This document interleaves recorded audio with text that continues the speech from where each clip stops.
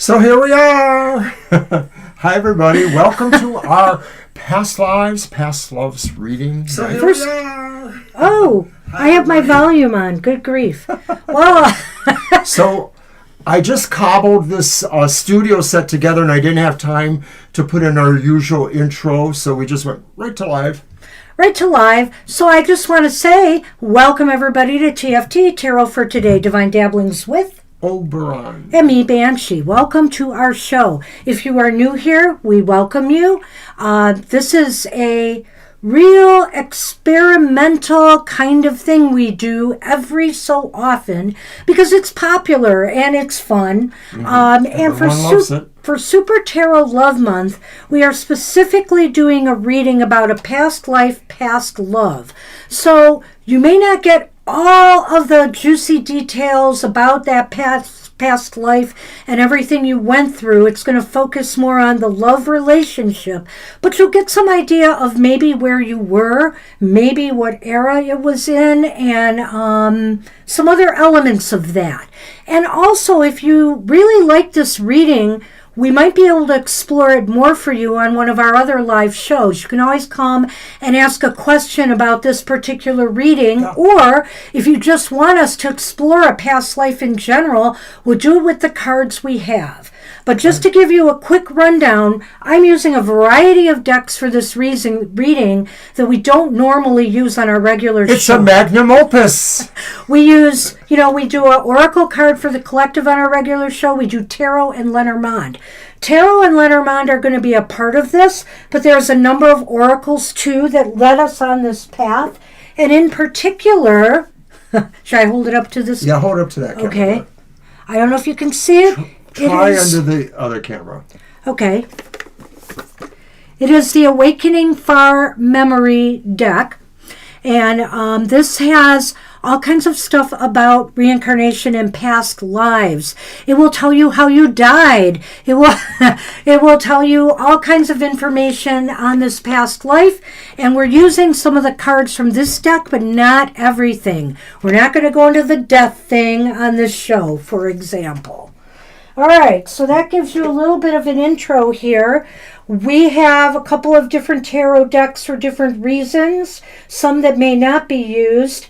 We have an archetype deck. We have a past life energy deck that will talk about what issues you might be bringing from that past life into the present life. And I'm going to leave it at that. And we're using the Lenormand in one part too. Let's get this started. All right. So, that was Jamie's Cowboys is first. Oh, Jamie. All right. So, no questions or anything about the past life. We're just going to do this cold and focus on a love, a life where there was a real strong love relationship that's coming through the cards. That's the plan. Okay. So, we'll start with Jamie's Cowboys. And the first thing we've got is we're going to describe the culture, the environment, place, kind of, and hopefully get a glimmer of maybe the era from the reincarnation deck. So let's start with the culture first, Mr. O. And I'm going to give you the environment ones. You can shuffle those.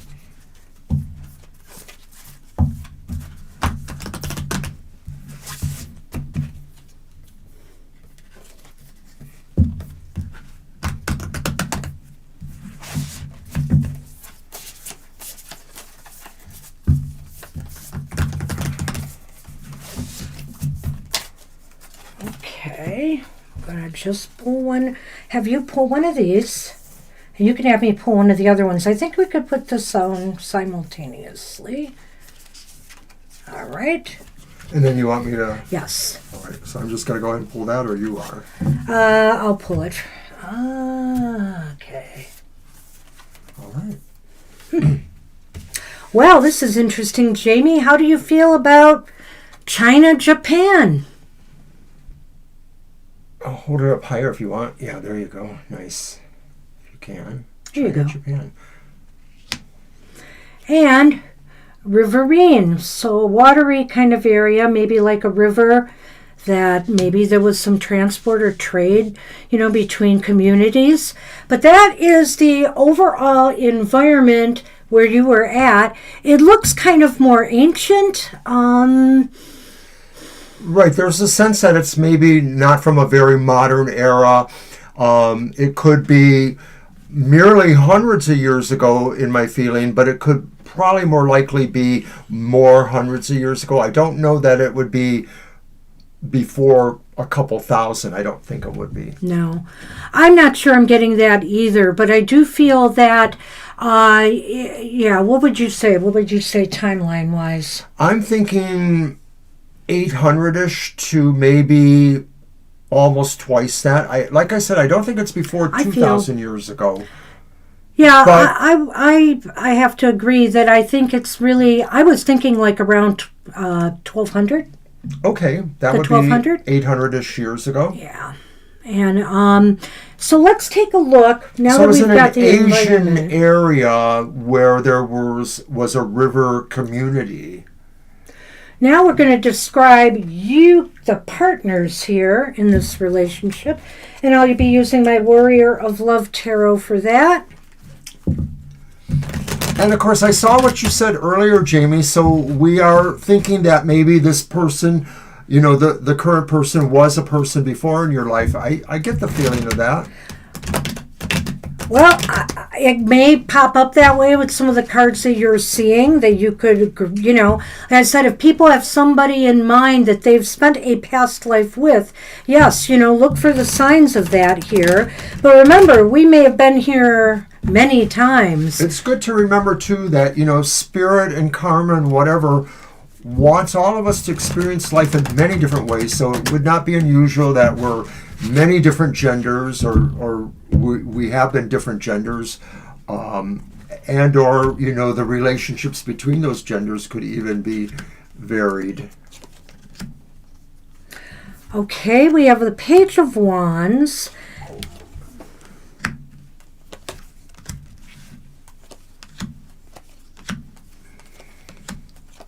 And the Queen of Swords. All right. And they're both upright. So that gives us a little bit about you, but we're going to have more in a minute. Let's take a look at this. And I want you to keep an open mind about this, Jamie, because you could be either of these in this life. So we'll see what resonates here. Personally, for you, I almost do feel like you might have been the Page of Wands in this life. I do think I gravitated to the first card I drew for that. And at any rate, so you were a young man and or a woman. Pages or a woman. Could be man That's or woman. right. I'm sorry. You were a young person, and I have a feeling this relationship was maybe with somebody a little bit more mature than yourself. So depending on the culture, and the different ways that they handle it back there in China, I mean, it's possible here, you were wedded off young to someone if you were a woman. I mean, I have to think in terms of maybe how things were done back then. It's possible here, too, that you may have been involved with somebody from a higher class than yourself. I get that feeling strongly here. Right. It looks like, it could be somebody that, even in, more what we considered not as civilized as us or not as advanced as us. There were warrior cultures, there were priest cultures. This almost feels like a bit of the two in a way, and that could be possible in ancient cultures that women did have different roles that were not necessarily limited in the way it's come since. Well, I feel that also this may be... we can add you Libra. Go ahead and add Libra. Well, I say... this is really more about the relationship maybe than what you do. That could be explored in another, in another reading. I feel the way you both approach the relationship is here. And on one hand, there was somebody who was very, very serious and, very practical in their decision making, very analytical. They made thoughtful, wise moves and decisions. While the other person was a little bit more adventurous and risk-taking in what they, in the way that they approach things in the relationship. If there was more of a serious age difference between you and this person, I get the feeling like it might have been more common in that kind of a society that maybe somebody could mentor a younger person. I do get the feeling like it ended up in a kind of marriage or betrothal. I'm not sure if that went all the way or not, but I do get the feeling like some ceremony or something mated you guys. I'm going to have you shuffle these, and I'll pick one. Actually, you can pick one, and then I'll pick one. I like what you said there, Jamie, too, because, of course, we ourselves think we were sisters or brothers in past lives, too. Certainly siblings of either gender. Well, that's why we're dealing specifically with romance, in this reading. But in other past life readings, we've entertained that with the cards we have pulled, that, you were family in this life. Depending on the other cards that came along with it, it was very clear. In this life, you are both in a relationship, in a romantic relationship. Now, could it be a same-sex one? Yes. I would say yes. Is this absolutely the person that is your good friend now? Maybe. Maybe not.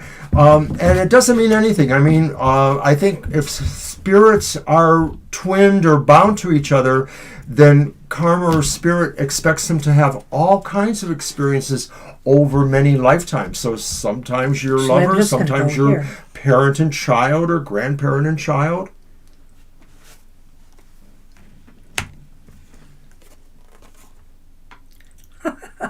This is really interesting. So these are some of the qualities that both of you possessed. And, looking at these, obviously I could look at the page as being a fire sign. We need room for them to fiery, show. Okay, fiery energy.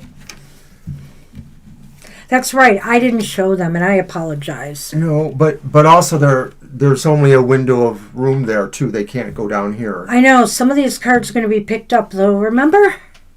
All right, so, as I was saying, fiery energy here on this card and air energy on this card. And it's interesting, this person was somebody who was very loyal, very devoted. This is the card of the companion here. And so the archetype is one of loyalty, tenacity, and unselfishness. You are very loyal. The only problem is with this kind of card, as a shadow of this card, it could indicate the person is kind of gives up their personal power a bit. And, seeing the age differential here, that could be why. I could almost see why that might happen. So let's look at this one, though.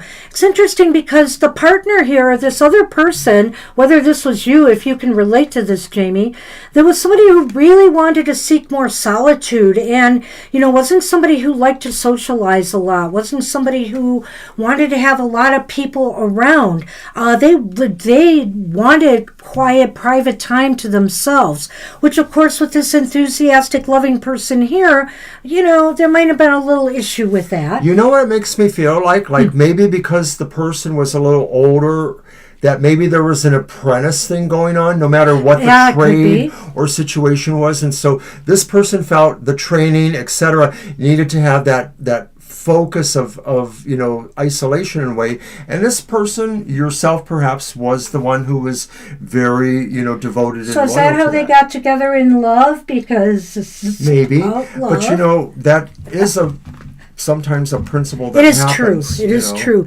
If we see something that might pull you together outside of things, right, the fondness for each other in this kind of relationship may have been something that was a focus throughout your lives together. So I feel here that this person was very much a loner, and in a sense, they might have left... Push it up there. They may have left you hanging a little bit. So far as, if you wanted more attention, you had more desires and passions, this person may have seemed at times a little bit cold to you.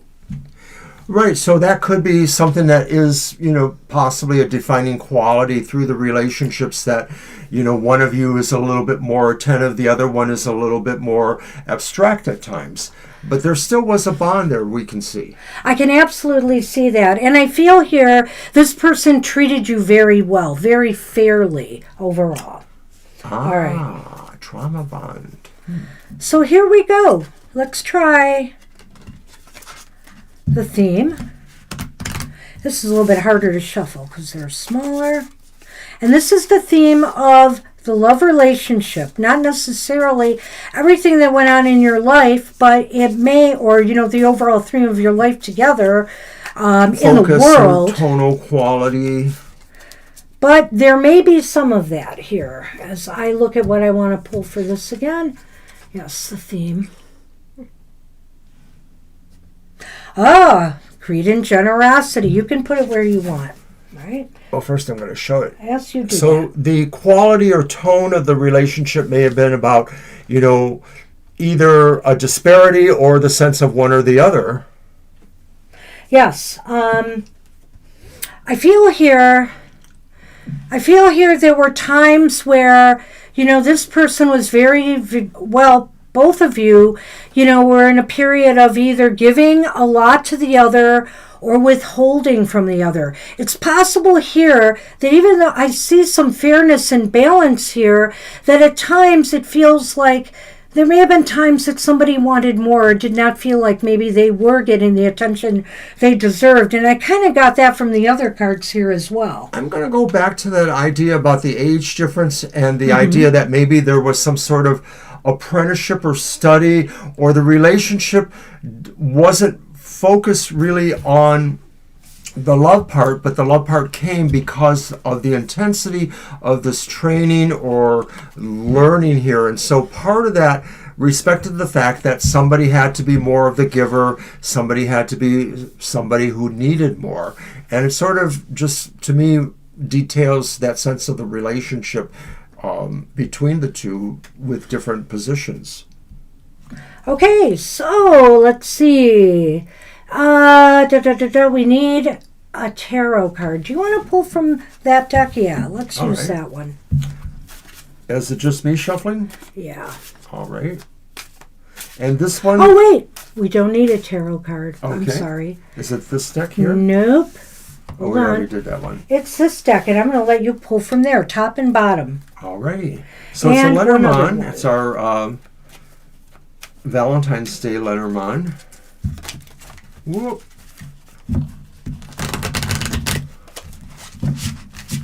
It's the Cupid Lenormand. The Cupid Lenormand. Thank you. That's all right.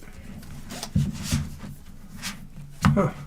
Oh. So I do get the feeling like maybe you were both the same gender, possibly both women, and whether or not this was explicitly, and that's because I got the woman card here, but I think it both of the cards are the fish and the woman. I'm going to put them there. I know you wanted to do something.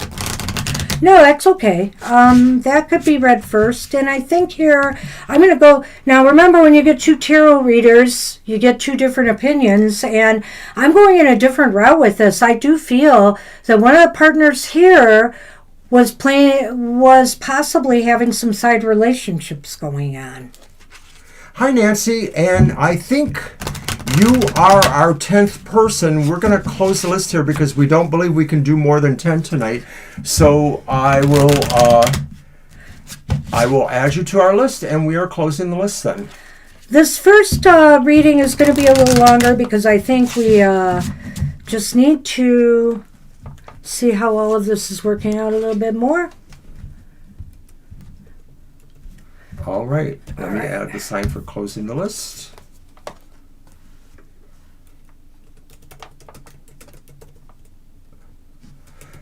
Yes, I get that. But in other lives, it may have been something else. I mean, I don't want to presume anything. It just seems like... And people have great love for each other without it being anything other than true platonic love. I know people like that, and I feel that way about people like that. Well, this kind of makes sense. Okay. So... I pulled this card from the Love Casting Oracle, Blind Love, and I think the veil of illusion, where everything seemed fair and just, and maybe one of the partners in the relationship got everything that they desired, materially they were taken care of. Most of their needs, love-wise, were met, but yet there seemed to be an illusion of normalcy here, that something else may have been going on in this relationship. And I feel here that when I saw the fish, I immediately thought there were more lovers here. And either both of you had interests on the side, or one certainly did. So that played a role here in this relationship. However, it just seems as though you were blinded. You might have been blinded to the whole fact through the whole relationship. The idea that, it took place on differing levels that allowed your emotional comfort, etc., with each other to transcend those in a way. I mean, I was talking about the idea before that it was kind of like a sense of a unconditional, universal kind of love.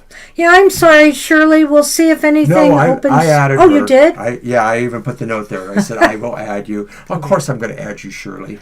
Oh, boy. But that's it. Well, then I'm going to really rein him in on focusing on love. I know. Okay.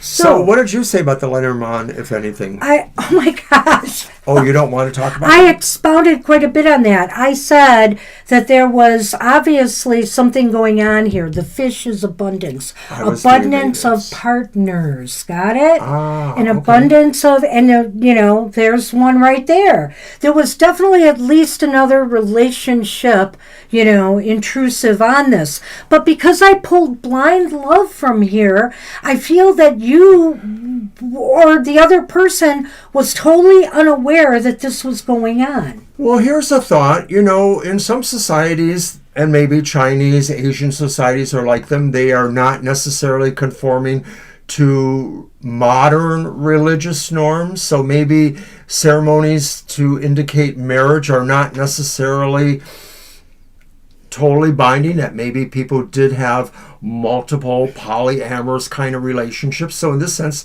maybe that friend of yours wasn't your primary kind of relationship of any sort. Maybe there were other relationships. Is that kind of what you were suggesting?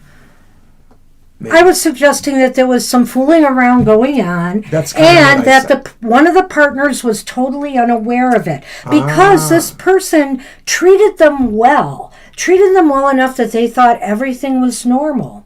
It's kind of like that book you're having me read right now. That story. But anyway, I thought you'd get it from there, where she thought she had the perfect marriage, but surprise. Anyway. All right, where am I at? What is the carryover? What is the takeover from this relationship experience in your present life? Okay. I will now use a card from there.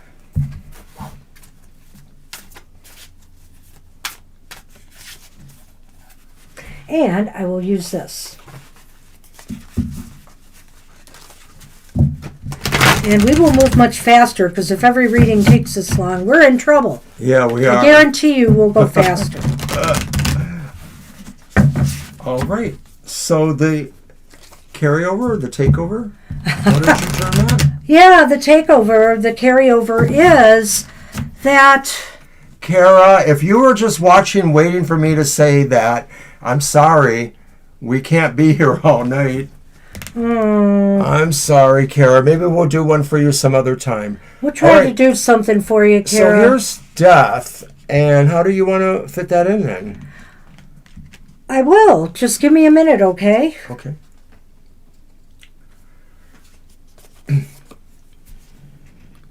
Well, physical illness, accidents, or injury, but also death card. So I feel here the takeaway in this life is that, I don't know why I'm taking this really literally. I'm just getting this in my head. And I feel that this death card indicates to me that, the takeaway is that relationships bond forever. You take it to the grave with you. Whether you stay together or not, that bond remains. I just feel here with the death card that there's something about it transcending that life into the next life. And why it's going into physical issues because of this, maybe because, of the subterfuge that happened to you, it's now manifesting itself in accidents and different things that are happening to you in this life. I don't know. It's almost like something is shaking things up. Like where you couldn't wake up and see this before because your life was too comfortable. Maybe that's why this is just happening to you in this life now, to make you more aware of things. Right. I often believe that sometimes, that idea of the twin flame or the soulmate, it starts in one particular life and then maybe there's an advancement in other lives. Sometimes there may be a de-advancement, but somehow it's like what Banshee says, the bonding of it ends up sending a ripple that carries through your souls throughout the life. It is possible too, and we are not exploring that here, but I'm almost seeing some issue here where maybe, illness has happened along the way in this life, and it's possible here, now that I'm thinking about it, that maybe somebody started having this extra relationship when the other partner was too ill, Right. And I'm kind of looking at it that way. And in a sense, that could be why this is happening today. If, for example, you were the person who possibly was having these relationships when your partner was there, maybe your karma is playing out in such a way that you are now experiencing these illnesses that you have to find, your own way through. Interesting. I know. Do you have anything to add to that? No, I think that covers it. I mean, I'm a little bit foggy here on some of this, but overall, I get the feeling like there was something formed here in this life, whenever it was, and like we say, it could have been, around 1200, and the idea of the displacement of power or whatever between you guys maybe is a defining fact to some degree, even if it doesn't play out in successive lives. It was there because maybe it had certain things to teach each of you about moving forward. So I feel in some ways you had a good life. Yeah. Or, they both had a good life. But, there were some karma implications here because of the way things played out for you relationship-wise. And let me just see. We're going to do a quick yes-no. Mr. O, did you put a card out here? Or do you have your full deck? Go for it. Okay, so it's just the next one? That's from this deck. Yeah, let's take this back. Okay. And we're going to let you shuffle. Basically, we're going to ask the cards, Jamie, and we're doing this for everybody. Have you met this person in your present life? And we'll see what that says before we go forward. So this does suggest the possibility that the person we've been talking about is not the current, best friend you have, closest friend. It's possible. I'm positive I did not spend all my lives with this one. But we've certainly had a past life together. It's wands. Okay. So it means yes, but... Well, yes, I think that's just the answer. Yes. Yes. It's likely yes, actually. And that was the King of Wands. Yeah. So it's basically that. We look at the suit to determine yes or no for this reading. And it's likely yes, it is somebody from this life. But it may not be that person, Jamie, because I don't know here. It depends on which one you were in this lifetime. I feel this could be a man. And I do believe it could be somebody, since it came up a court card, I don't think I have to pull another one. I'm just saying this is what I'm looking for here. So I do think it's a man, and I do think that they may be a fire sign, and it could be somebody else in your present life, not necessarily a romantic partner. Right, so whether or not they end up playing a similar role, it's hard to say. Sometimes they don't, but they just may be there for one specific reason even. I don't know. Well, right, whatever we bring up, they are in this life, but are they a lover in this life or not? I'm going to actually pull one from here. Well, actually, no, I need to pull one from here, the next card, and see what role they might be playing. Oh, I don't know why, but I think this could be possibly a younger family member. And there it goes again, because, right, there was an age difference before. Yeah, I do think that this person could be a younger family member. If it's not like a brother or sister of yours, it could be a cousin. It could be somebody, related to you that is younger than you. All right. So that's what we have for you. And all said is done. Well, Let's that was move pretty on. involved. That was too involved. Let's go. All right. We're going to try to do this.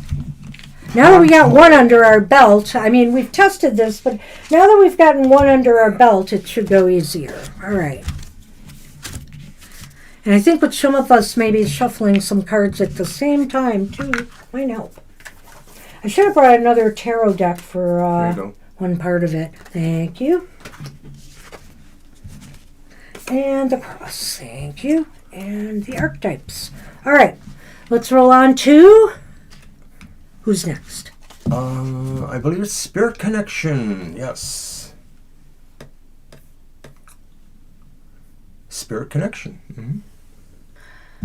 I'm not going to paste them in. I'm just going to refer to them. Well, then it could be somebody close like family, Jamie. I don't know. If you left them that long ago... But then again, just because they're in your present life, maybe they're playing a very minor role. Maybe they have come and gone from your life already. So sometimes people are just making a passing influence in this life for us. They don't take a major role in every life we have. So at least the way I decide look that at sometimes things. they're not in every life. But we think that person is in this life and that you may have met them. All right, so we're excited too. I hope you enjoy your reading, I'm going Spirit. to throw that at you. Where are my green cards? I'll take those. Thank you. We'll do that this time. All right.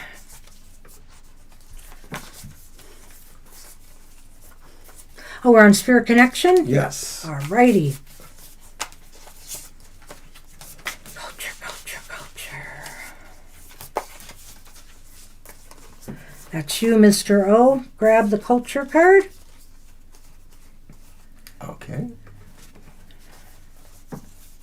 I'll let you grab yours this time, and I'll grab one from here.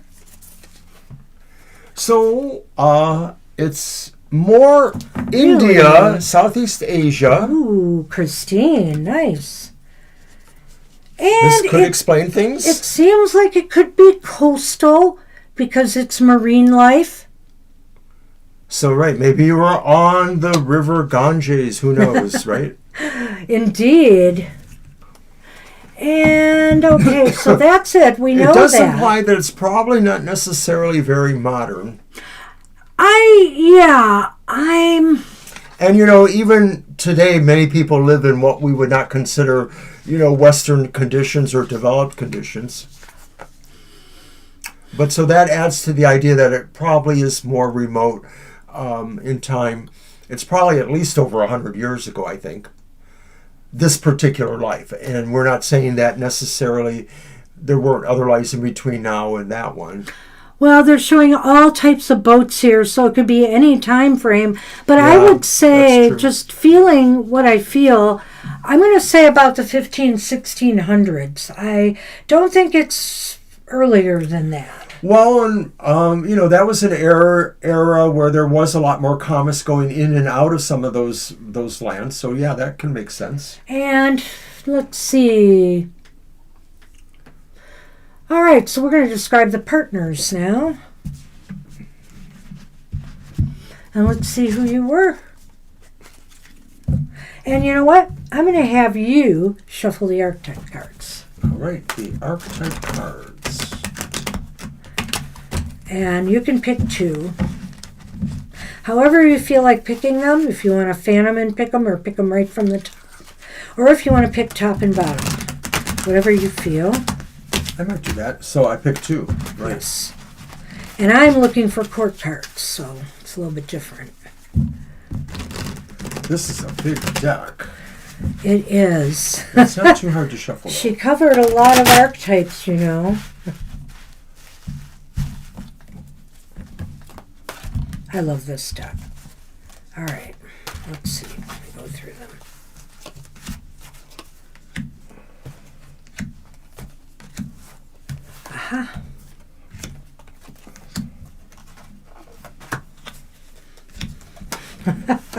Interesting. They're red upright. Yes. Well, Okay. I take both into account. Okay. It's interesting. That was reversed. The child card is here. So this is for the first one, which I pulled was the Queen of Wands. And that's interesting, a liberator. And the Knight of Wands, which is reversed here, was the... It won't show unless it's above the red. I will show the cards in a minute. The child, the nature child. So, let's take a look at this. So we do have the Queen of Wands here. And the Queen of Wands is upright, obviously a very fiery individual, a person who really knew how to attract what she wanted to her, and who they wanted to them. So they were very attractive, they were very charismatic, and people seemed to like this person a lot, and they were able to lead others. They were probably in command of a business or influential in business and or networking. There's a strong sense of that this was a bold person. Living where they lived, maybe they were trying to be a merchant or were a merchant, or maybe they were somebody that had potential to do those kind of things. Well, and it looks like got hooked up with a bad boy girl, whatever here, the Knight of Wands reversed. Like your literal opposite in a way, Queen of Wands, Knight of Wands. The Knights are bad boys. I do kind of feel more of a closeness in age here than the previous relationship. Sure. And I feel that this person was definitely a careless kind of risk taker. And so, this person might have been a healthy influence for them, helping guide them and try to tone down some of that reckless energy of theirs. But obviously there was something very lovable about this person. Whether or not there were gender differences or not, it almost feels like the idea that this was a bad boy or bad girl was really the attracting factor in a way. I just sort of feel that strongly, like this person really thought a lot about themselves, but didn't always see themselves as honestly as they should have, perhaps. So as the liberator, this is a person who was a deep thinker, somebody who was able to release people from negative thought patterns or beliefs. In other words, maybe they had some sort of spiritual bend to them. I'm not going to rule that out, even though they're a wand here. But it seemed to me also, as far as maybe politics and government or the way things were traditionally or culturally, this is somebody who really wanted to get people to move forward. Think forward rather than rely on traditions that might be outmoded. It kind of goes with the other characteristics because it just seems to be an engaging kind of personality. So they may have been somebody that assisted in a temple or in a religious organization or was involved there. I know I went there again and I shouldn't have, because I can see how this applies in this relationship too, in that this person was able to guide this person out of their reckless ways, some of their reckless ways. So they a were personal able to project, do this. like I'm going to fix this bad boy. Yeah, and the only problem with that is sometimes we go too far. Sometimes we're too pushy and we go too far. And you can kind of see that with the Queen energy here a little bit. Maybe you didn't kick him to the curb, Christine. you figured like you could reform him. And, your knight here was really kind of he was reckless and he liked to take risks and stuff, but he had a very soft side to him too as a child of nature. He loved animals. He loved being out in nature, maybe on the water even, maybe on the water. But on the other hand, sometimes he might perform reckless acts that could actually put things in jeopardy too. There's two sides to this coin here. You were attracted to him because of these dual natures. You sort of saw him as being immature in his adulting, sort of carousing or whatever it was, bad boy. But you also saw that more softer side of him. And perhaps, I'm intuiting this here, he may have had childhood problems with his family and maybe was released early from that. And so you gravitated towards him because maybe you felt he was a little bit of a lost soul in a way and you wanted to try to fix him. What's up? I'm going to let you do the theme, and I'm going to do the Lenormand.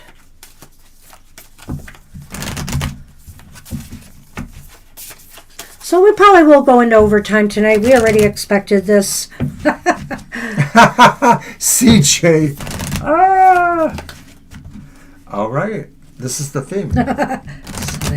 Oh, that's interesting. Creativity, destructiveness, and it's sort of kind of like what we just told you. Like you were more of that creative principle. Coming up with creative ways to try to rein this person in. And they weren't totally self-destructive, but they were a little bit is what it really does seem like. Well, I haven't ascribed which one of these you are, but Mr. O has decided. I already think you're the Queen of Wands here. Obviously this person had some destructive tendencies because he took unnecessary or really questionable risks.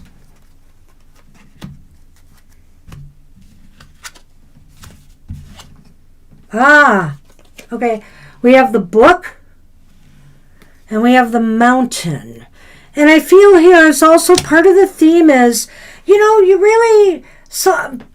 both of you sometimes had your struggles in trying to understand each other. When I look at the mountains in the book, I really feel that was kind of the thing here. It seemed like sometimes both of you were operating on different wavelengths. And, but hey, the beauty of relationships are, the challenges that we face in getting to know one another and to work with one another throughout, the journey of the relationship. I really like that, and I think that probably some of that was the culture and time you were in. That if you were, as I suspected, maybe something of a seafaring town where maybe merchants came in, ships went out, that there was kind of, a lot going on in there. And so there were always things that could distract them a little bit, and pull them away. And although they wanted to be true, sometimes they kind of walked away a little bit. But you did have to work at understanding each other, I think, then. Mr. O, just pull one out of here. They're right upright. And what is this for again? It's for the same thing here. I know it's a little complicated. Oh, that's right, yeah. Well, it's interesting. It's unrequited love and rejection. And I see this as part of the theme here. I'm wondering here, I have to say it, again, I'm almost seeing where somebody in the relationship maybe wanted another relationship, wanted somebody else. I can look at this two ways here, that one of you was somebody's second choice in a relationship. You know what I mean? In other words, you really had your heart set on someone else. Unrequited love, though, it just didn't happen. And so you settled down together and you made this life together and you made it work.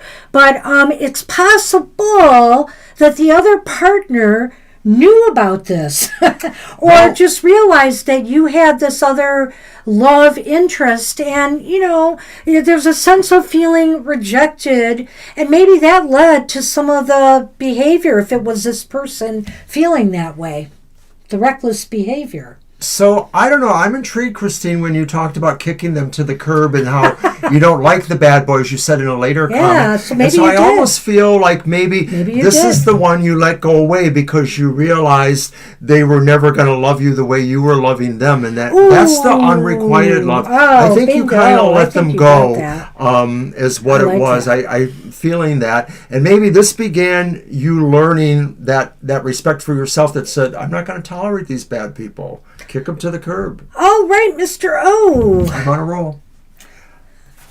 Have you met this person? Oh, wait. Oh, we forgot one. What do you carry over? What's the takeaway? The carryover takeaway. So that's a tarot card, and we used yours for that, I think. All right. Yes, This is the one. Okay. And that's the one we'll be picking up. I'm going to let you pick it. Ooh, okay. Pick it well. Wow, that was too quick, dear. Well, I kind of had my eye on this area, and now this one popped into my hands. It was reversed. Whoa! The Eight of Wands. So it is a wand, so that means that yes, you did meet them, but the idea of... No, it's not about meeting. Oh, I'm sorry. It's about the takeaway. The lesson. Well, the takeaway could be that maybe this person helped you lose your focus or didn't help you maintain your focus.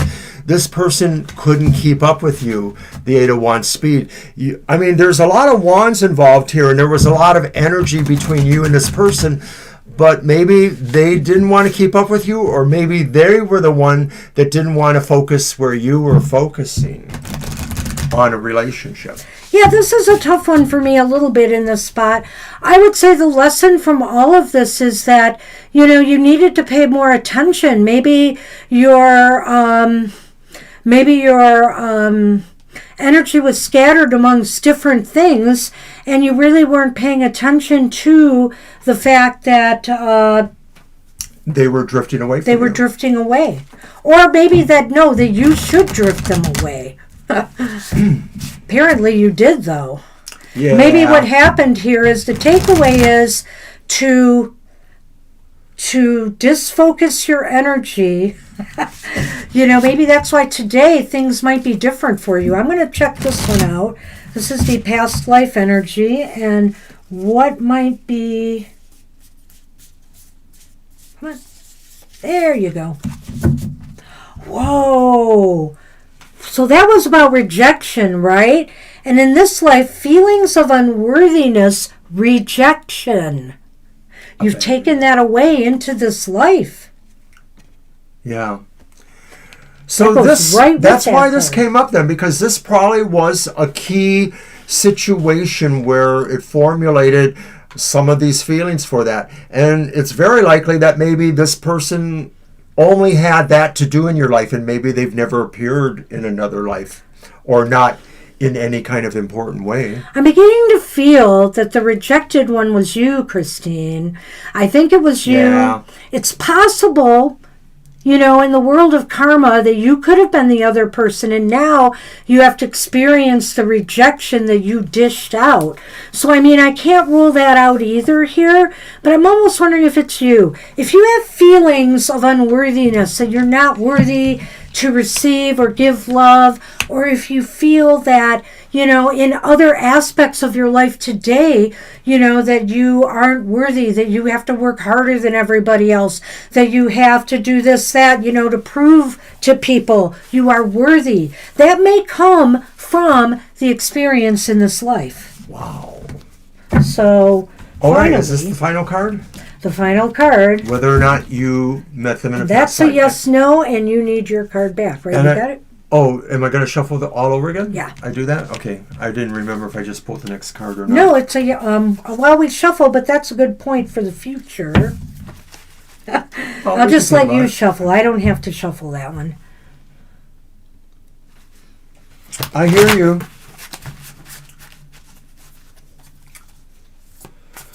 I kind of have that in a minor way myself, too, from some family stuff from long ago. So if you don't mind, to move things along, I'm going to start picking things up now. I think we know.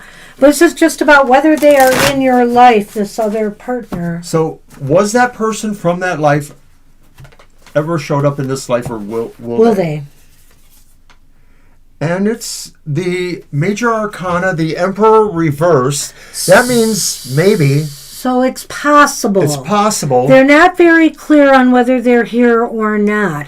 But if you've been dealing with somebody who seems to be overbearing on you and has kind of pushed you around a bit, maybe overused you, overworked you, etc., or micromanaged you, it could be even a parent, then maybe that is tied to this energy or that person. If this person appears in your life, they're somebody that maybe, like she said, micromanages you, but also too, I think that they maybe they would try to isolate you away from other people.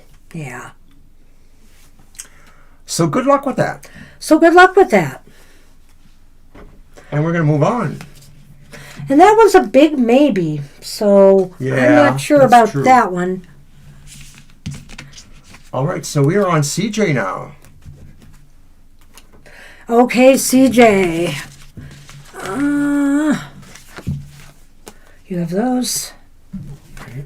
That. Shuffling. And that. All right, CJ, let's start with...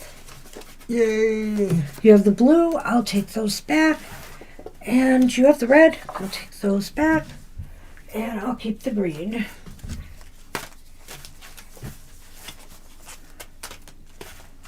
Or you'll keep the green. I'm sorry.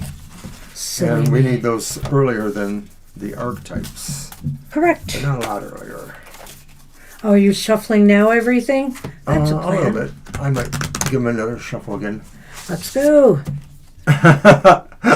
You're welcome. All right, Spirit. CJ. I Let's hope you see liked what it. we get. I think they are entertaining. I mean, we'll never know for sure, of course, but it gives us a chance to stretch ourselves. And, the last time we gave a full life story when we did our past, and we will do another one. Usually we do that towards the dark part of the year, where we will delve into really the life itself and how you lived, how you died, all of that stuff. I'll just give that a quick shuffle. All right, we're going to need this. We're ready to go. All right. Are you ready with the first one is the blue, so that's me, the culture. Right.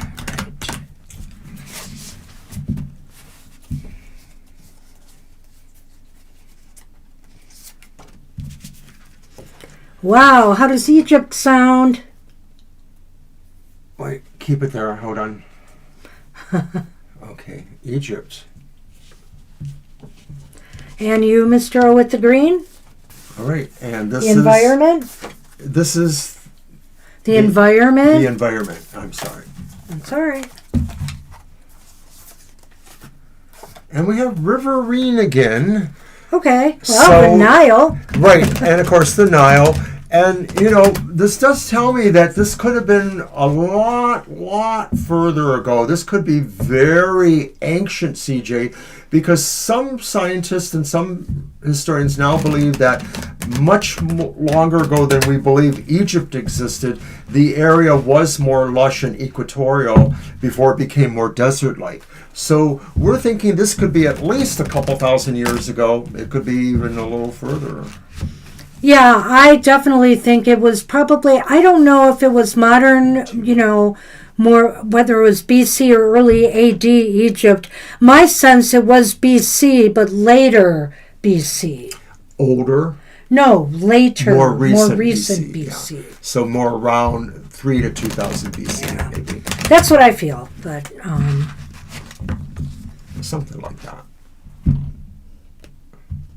Yeah, I'm pretty fascinated with Egypt myself. Mr. O, get the archetype cards going. Alrighty.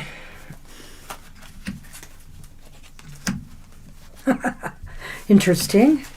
Oh my gosh, they came up right away again. What is up with this? Well, we have the Page of Wands upright and the King of Pentacles upright. Well, if this was, another reading, I could possibly go into the family thing, but I feel here that this just indicates you are both strong individuals in your own way. The Page of Wands, though, indicates a certain childlike quality of enthusiasm and excitement over trying new things, being experimental, and really getting a thrill out of life, not afraid of taking risks, maybe have been a little bit more athletic, certainly more youthful. The King here indicates again that this could be an older personality, more grounded. We have fire energy, we have earth energy here, and very balanced, very practical, very, could be somebody of wealth. I'm beginning to feel here. This could be somebody that was in the definite wealth class. Not necessarily royalty, but wealthier individual. So what strikes me, CJ, is that this could be a relationship that had some mismatched but potential, i.e. somebody in another class, a wealthier or more established person, and somebody younger who maybe was starting off. And so there may have been much either of them sought from each other if this was a true relationship. I mean, you could have been male in this lifetime, yes. But I've got 2 male cards here, and, depending on the culture, I mean, I won't rule out same-sex relationship, but I do feel here that, you could have been either, in my mind. The page can be female. The page can be female. I do sort of feel in myself that maybe it was possibly more likely a male-male relationship, but I could just be being influenced by the cards, so I'll try to be open-minded. Time for these ones? Yes, absolutely. All right, so on that side I pulled the bully. What? And that side I pulled the warrior. So that's very strange. It's almost like you got them reversed. No, I don't think so. I'm actually wondering if maybe there's more here than meets the eye, like maybe this person, whether it was you or the other person, had something over this person or had some way of antagonizing them or need to antagonize them. It's possible here. Other light attributes of this card is being able to master the bullying within yourself. This idea that it's your way or the highway or whatever, or that you are better, everybody else is beneath you. You definitely wanted to push your weight around a little bit here. Or this person anyway, this page. And the King, on the other hand, was ready to meet that head on because they had a lot of warrior energy about them. They were very, also you combine this King of Pentacles energy with the warrior discipline, the disciplined energy of a warrior and their strength. This is a force to be reckoned with, this person here. So I would say you met your match, but you know what happens sometimes in situations like this? Sparks fly. I like your questions there, so I'll give Banshee a moment to look at some of them. I think it is safe to assume that probably both of you may have been male. And I like what you said about the wiped out thing, because I almost wonder now if the dynamic of the relationship was you may have started off as their slave or servant because you might have been conquered by them in some sort of skirmish between tribes or whatever, but you had this bully-like attitude so you could kind of fight for yourself, and maybe this person kind of admired that or was drawn to that. I kind of feel generally, with these cards upright, that you were both at heart good people, but you clashed. You clashed a lot with each other. Fire burns the forest, right? So, I mean, here I think there were clashes and fights, and this warrior, this energy was not going to take your stuff without dishing it back at you. So, now, and also remember, too, that, Egypt was under colonization for the more recent part of its history before the end, by Romans or Greeks or others. And so this could also take that kind of sense of that too, that there were things going on in the greater, period that added to those struggles or to those battles in a way. So this looks very interesting to me, really. So let's see. We're sorry we missed you too, but we'll make it up to you, Alicia, because we owe you, I think. So we'll get with you. So describe the overriding theme with the theme cards. Okay. And yeah, country, we've closed the list because this was a different kind of reading for us, so we're not able to... we only do so many is what he's trying to say. Yeah. Let's be brief. We can't fit it in because these are longer readings. But hey, thanks for dropping in. It's always good to come early. I'm sorry you missed out. Okay, so that's the theme? No, didn't I give you that deck? Dang. Oh, I thought you wanted me to do the green cards. I thought you already did. Oh, this is, yeah, wait a minute. This is the theme. I was shuffling them. See, you get me off track with this, so let's try to focus as much as we can. You're welcome, Alicia. Sorry, Alicia. I didn't mean to ignore you either. What, that one? Well, it's the same one again. Well, or did we have this one again? No, we did not. We did not. Or not the last reading. It's abundance and penury. Penury, I don't know how you say that word. But obviously here, I think it was feast or famine between you both. And by saying that, I mean here, when you got along pretty well. But when you didn't, it was like confrontation, major confrontations and fights. So it's kind of feast or famine. You know, you got along, you didn't get along. It, to me, sounds like, CJ, that it was a tumultuous relationship. And what was that? This? Abundance, penury. Mm-hmm. Yeah, that's I'm what sorry, I said. I was responding to somebody. So, I can't cover for that anymore. Well, I'm sorry. All right, I won't, though. You know the card because we talked about this one. I know, but I needed to hear the context a little bit. That's fine. This was the theme, right? Mm-hmm. I said right. It was feast or famine because they argue all the time. Yeah. So sometimes they had great times together, other times they fought. Okay. That was my point. That works for me. Thank you so much. Okay. All right, so I need 2 Lenormand cards.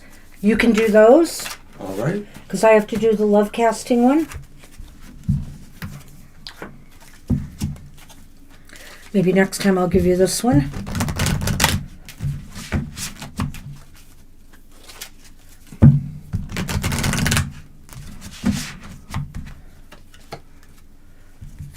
Are these related to the theme again, too? Yes, they're all part of the theme. 3 cards. Okay, so we got the mice and a man, Mars, the man inquirer. So one of the partners in this relationship was very, very stressed out a lot. And I don't know, if I looked at between the two of them, I would believe it's the Page of Wands character that this really relates to. It could be both of you. There was a lot of stress, and some of the stuff was like momentary. Yeah. You know, there would be little spats. Sometimes it would escalate into the big brouhahas. And like I said, I feel like this just indicates there was a certain level of stress throughout the relationship. Well, I like what you said there too, CJ. And I wonder too, like, you know, in my belief, karma or spirit or whatever decides in between incarnations what a soul needs to experience when they're incarnate. And so I wonder if, like, subsequent ones swung back and forth between different, you know, projections of energy as being more female or not so male. But I agree with this pretty much, that there was just a lot of things that really indicated, you know, argumentation and or rivalry at different levels. You know, you would have been better off as friends than lovers. But I feel that here, there was some kind of glue that held you together. Despite the fact that you fought all the time about various things, you both had your own issues, you know, power over issues here. There was something that really drew you both together. Maybe, and I'm feeling this way about it, mutual love, I'm just getting the feeling it may have had to do with even a previous incarnation before that one. That's pretty interesting, because from everything we've gone through, it's hard for me to see necessarily where this person might have reoccurred in your lives. But I like what she's saying there, and I do feel like maybe it was because of the fact that in some ways it was like heated rivalry, that really popular TV show about gay hockey players. And like, mutual love, right. You're talking about, I do feel it could have been a same-sex relationship. I can't rule that out. Right. And if that's what you're feeling, CJ, you go with that, because I believe well, that's what possible. I said too. I just sort of felt it was like that. And so that kind of makes some of the sense of the rivalry components and the ambition versus other ambition makes sense. So basically the takeaway is going to be a tarot card from your deck and my past life energy deck. And how many readings have we done? And it's already 8. I know. I think this is the 3rd one, but it could be the 4th one. All right. This is why we only offer to a few people, and we always tend to overbook anyway. Mr. O surprisingly being the softie today about that. Usually it's me. All right, so what is this again? The takeaway or the lesson from the life, and also what you're taking into this life will be from this card. Okay. Oh, look at that. CJ. The takeaway, it's the 2 of Pentacles, and the takeaway was the idea, I guess, that this was going to be something in your life in a way, too, that maybe otherwise reflected this imbalance, and you would always be challenging yourself to find a better balance, to find a better way of getting along with the important people in your life. I think the lesson from this life is to manage how to manage and navigate chaos in your relationships and these arguments and fights, the things that disrupt, and maybe, in some other areas of your life, we'll take a look at what the past life energy has for you. That's how it might be playing out for you in this life. And especially where relationship issues go. This is also about the balance, to me, of power. Right? Because we look at 2 people here who seem like they're trying to, they're always fighting to have the upper hand here. Who's on top? Oh, you have to go there. Okay. Well, it's no secret, CJ. Me and her, we've had regression work, and yeah, we've been sisters or sister and brother in past lives, so I've definitely have been female in past lives.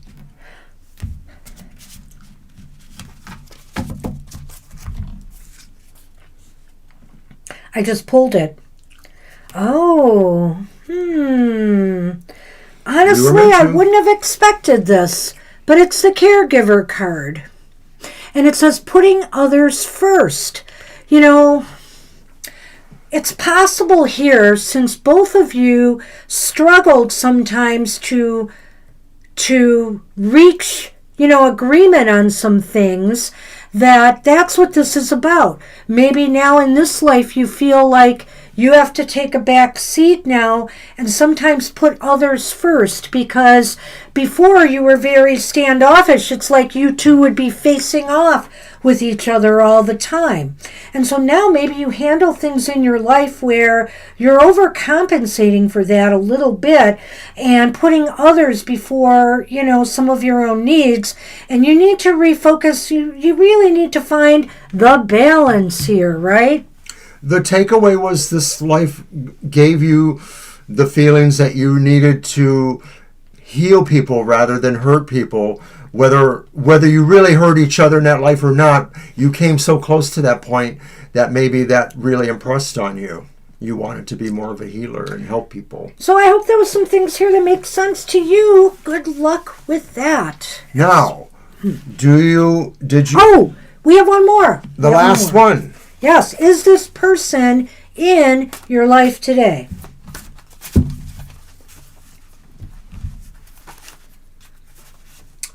Aww.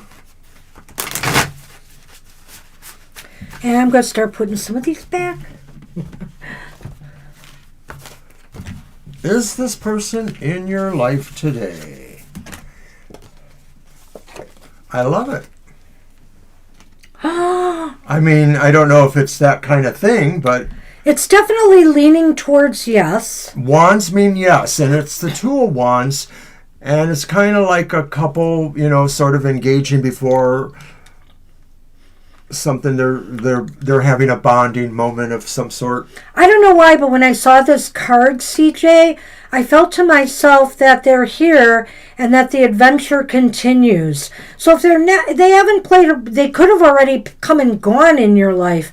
In other words, that was the adventure that continued from the past life, or they're still to come. They're still to come. The suggestion of the card is that maybe this person has also, been informed by that past life, and that maybe now there's something better about them, or that you would still have some sort of, realistic attraction to each other, no matter how that plays out in terms of genders or age differences or other things.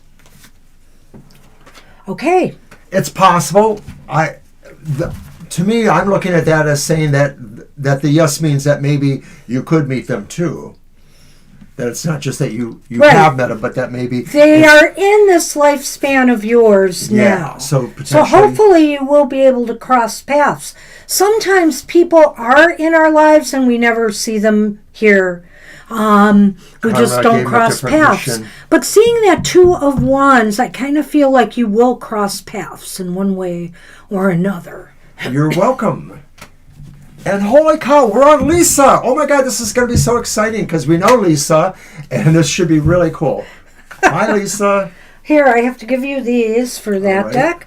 All right, let's get started right away. And so we're going to need the blue and... Wait a minute, it's the blue and the green, right? Yeah.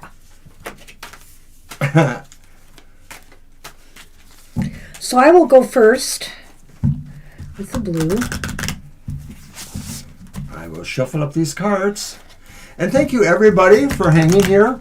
We will go as long as it takes to get everybody that is currently on the list. So. Absolutely. I'm not going anywhere. Even if our cards of the day don't get out on time.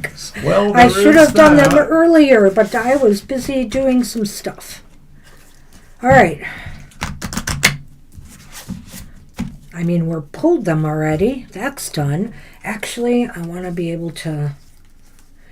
You need to pull one of those too, Mr. O. Right now. Okay. Mine's first, but yours is following. Whoa! Uh-oh. Lisa! We are going, like, way back in time. Prehistoric. So you were a cave person, maybe. But you also lived near a river, and that seems to... I know. That would make sense in a way, having water. Water, you know. And communities develop around water sources. I am not sure why. Like, I want to complicate this more. But I'm just wondering here, if it doesn't work, it doesn't work.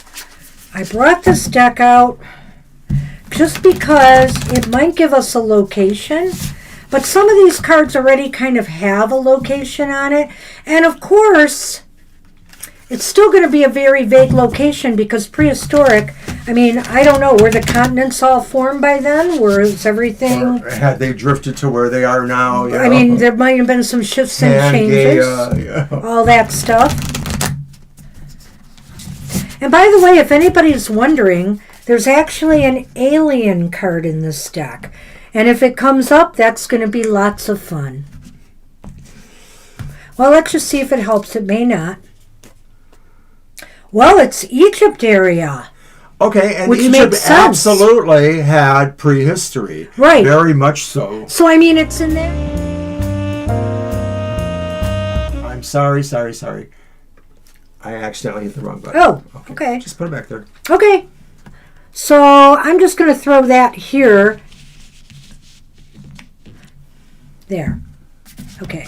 But you know, really, when you think of prehistoric, we mostly think of the African landscape, though, where... Right, well, Egypt is in Africa. Right, life began. Yeah, so, I mean, in a way, it does make sense. It all makes sense, yeah. I don't know how these things make sense, but I'm happy they do. Creaky body. So, let's describe you cave people. And Mr. O, you can get the archetypes going. Right. Now, the archetypes, we're going to probably, they're not going to really reflect a profession. Maybe you were. I don't know. As long as you were Barney. It's going to be interesting how you read these cards in relation to the era. So... That's funny, Cindy, or Lisa. Oh my goodness. All right.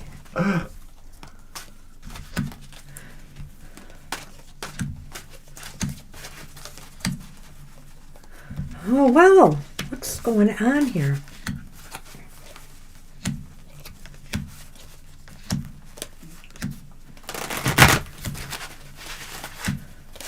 Now I have to look for that other card. It doesn't want to come out. Where are they all? Where are all my... Ooh. It was a dinosaur. All right.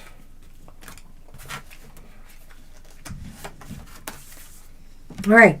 So we have the Queen of Wands. The Queen of Wands is reversed. Actually, both these cards are reversed. You have the shadow attribute up? Well, let's see. Yeah. Oh, my gosh.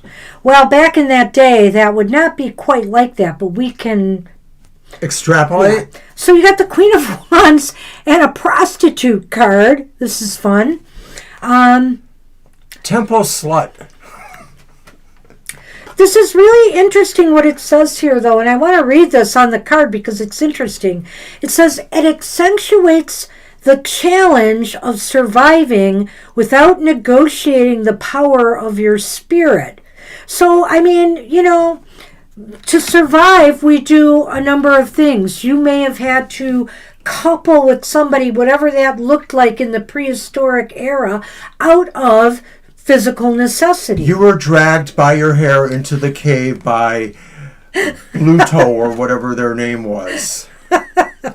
So that could be. And I feel here you were a very strong person who could, you were desirable to them. Yeah, and you were very desirable to them. But this card is reversed, and so I will say you did not make it easy for them. You stood up for yourself quite well as you could, but you knew what you had to do in order to survive. There was an animosity about you and probably towards other people that you were connected in this situation. And now we have the energy, not necessarily the sex, of the Queen of Pentacles here, reversed. And what's the card that goes with that? Storyteller. Wow. Well, it's a very interesting thing to me. Depending on how far back we are going, this person may be somebody who was very grounded, very earthy, and as a matter of fact, worked with the earth. I could almost see this person as being somebody who carved stone figures into the rock, because those do tell stories, right? They tell stories, maybe about the animals that they killed, about other things in the planets and stuff, if they drew pictures of that. I can't think of all the different glyphs that are out there that were created back in the prehistoric era. Well, I get the feeling like whatever kind of community this was probably the head person that wanted you or that took you or that, encountered you. I get the feeling that they were probably in charge to some degree, but they may not have been great in charge. Like maybe they were distracted. Maybe they were distracted because of what that is about. I'm feeling, yeah, it could be, but I'm feeling here that this person, number one, even though there's an earthy element here, I think this was too early, believe it or not, for agriculture even. I don't think agriculture existed when you were around. And I do feel that this person, maintained some type of shelter for you. Or in the relationship. They were the person who maintained a shelter, and obviously probably did the hunting and stuff too, but they also carved things. They also did things. They did things that involved some form of storytelling. Right. They might have been like kind of like what would be known as the griot of their tribe or their area, that in addition to maybe being in charge or having some sort of position, they were probably somebody that remembered and told the stories of the tribe or the legends of the tribe, what they believed in. So to some degree, this was probably not necessarily you were taken by force, but it was really probably something you didn't exactly want to do. But I get the feeling you saw an advantage in being with that person, some sort of sense of prominence in the tribe or something like that. All right, Mr. I'm going to have you pick one out of here, though, this time. So this is the theme, one of the main theme cards. Ooh. Ah. Well, it's justice. But it's also Could be injustice. And so, yeah, I wonder here if, I liked what Mr. O said about being dragged off. And for this reason, I almost think you were, or somebody, one of these people, were pulled in from another tribe, maybe from a battle or something like that, and you came from a different tribe or group of people. So yeah, group of people. And justice and injustice kind of falls in line with that. So I feel here that maybe too the relationship obviously was very, was really dominated by that idea of power struggles between the two of you. The person who was taken had to do what they had to do in order to survive. So these are also the theme. Okay, that's fine. And so I know it's a letter here and the snake, and I would just say here that there was deception in this relationship. There was things that were happening that one partner, I feel, was not aware of and possibly was betrayed by their partner ultimately. It could be that they chose somebody else. It could be, in that time period too, that there was more than one wife, right? They may have had a completely different kind of structure here. Right. In fact, there was no structure, so. And so I sense there was some betrayal going on here. And maybe it even came from the tribe that you were in itself, or they were in itself. The person who was the outsider, who was pulled into the tribe, maybe had to deal with betrayal and different things happening from the women that were, or the people that were in that tribe. Well, that letter idea sort of, to me, reminds me of the storyteller, and that maybe this was a person who was a communicator either through stories or through the little things that they made, and maybe other people wanted that person to be in their life more than you, and so maybe that's where the snake betrayal is people were jealous of you being that person's mate or more attached to them. So that may have been conflict in that life. All right, so you get the Lenormand. Well, you did the Lenormand, so I'm doing the love casting real quick.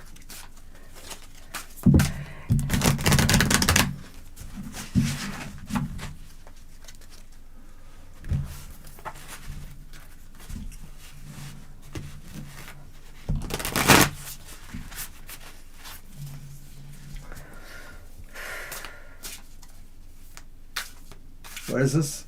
Well, it's about divine love, the eternal flow of gratitude. But what's the position? It's still part of the theme, dear. We do this all for the four theme. cards? Yeah. Okay. Let me make sure. And a love casting card. It's really considered 1, 2, 3, yes, 4 cards. Okay, I thought the card before the Lenormands was with the Lenormands. I forgot that it was the one It's okay. after that. Okay. Let me continue. The divine love to me, which is about the eternal flow of gratitude, indicates to me you are just grateful one of these people, and I guess I do think it was you, was grateful to be alive, grateful that the powers saved you, even if the situation was less than ideal. I almost wonder if, because this person was a storyteller and that this was a remote prehistoric time, maybe you were fulfilling a legend to them in a way too, and so that this was the idea that, you know, this mating between tribes or whatever it might have been was a symbol of this divinity or divine love. And so I also feel it's something that cascaded over the community too, like your story was important to other people in your community.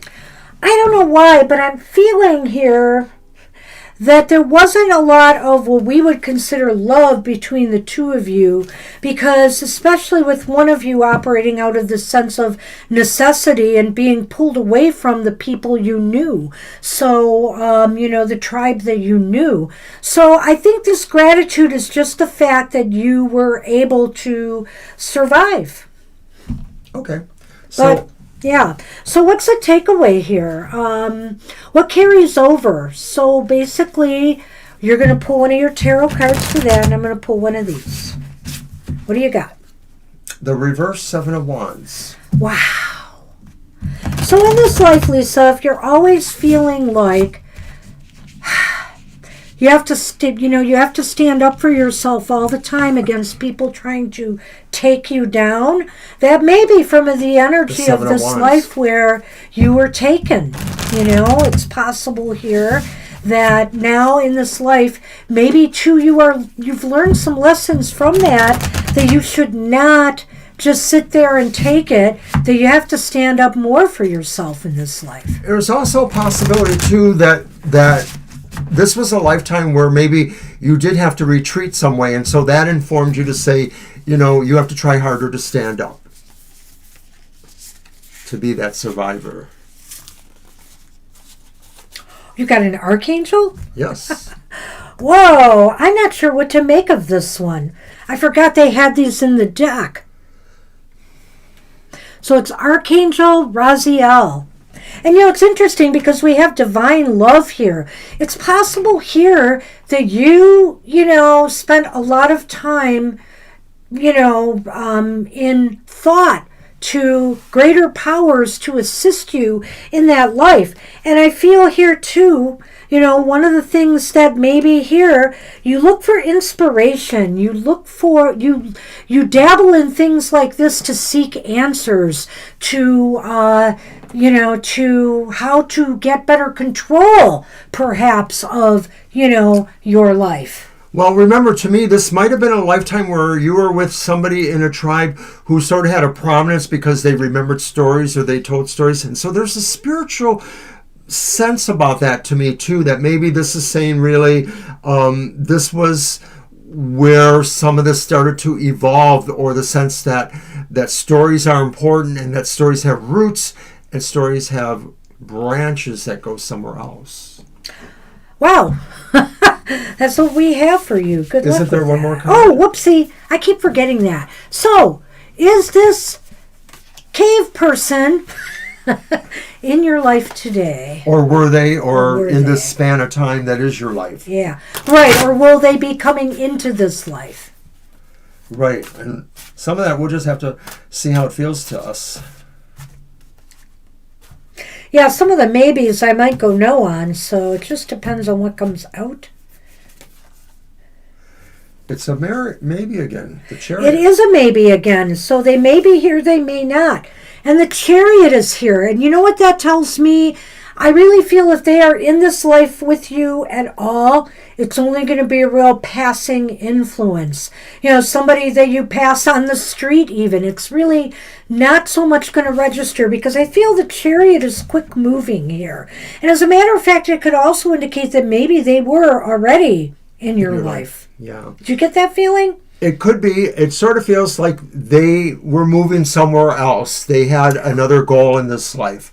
And so that if they did have, an interaction with you, it may be over now. I mean, let's face it, out of all the souls reincarnating, all this stuff, it's bound to happen that we're in the same life with people we shared other lives with. Yeah. So it's possible, but I would also caveat to say that maybe they passed this life by, because the Chariot is such a quick-moving card. So I think it's maybe yes, maybe no on this one. I can't give you a definite. So good luck with that. All right. Thank you. But that was kind of an interesting foray into the way past. I fear the alien will come up next, right? And wait till we get to that. A short marriage? I don't know. Well, lifespans could not have been that great back then either. That's true, yeah. You were very but old. But if you're speaking about in this life a short marriage, maybe. I think I know what you're thinking of now, so it's possible. Oh, I'm sorry. It's me. Okay, Mr. O, who's next? It's Ronald. Ronald, are you still here with us? I hope you are. And we are going to get started. We're now officially going into overtime. Yeah. Alrighty. And we have many reads to do. Okay, so Ronald is up. Are they here? I don't know. Does it make a difference? Well, let's do it. There you are. There you are. Alrighty. Glad you're here. Glad you're here. Let's see what we have for you. So I have got the culture cards, and you have the environment. Do you want to switch this time? Yeah, let's do it. All right. Let's cross the streams.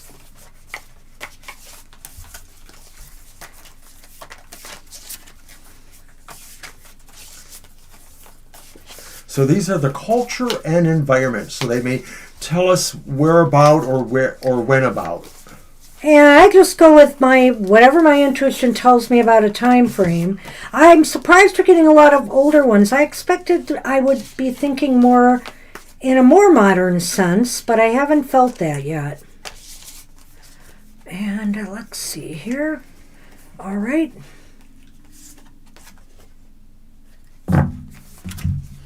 You lived in a town. And where? In China, Japan. Hold those back there. I didn't have the camera right. Oh. Sorry. China, Japan. So Asia areas. And you lived in a town. So it could be modern. It could be ancient. I'm not getting a specific feel at the moment.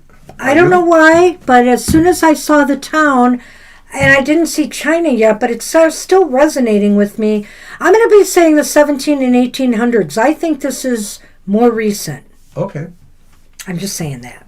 Okay, we'll see where it leads. I'm pretty sure about that, though.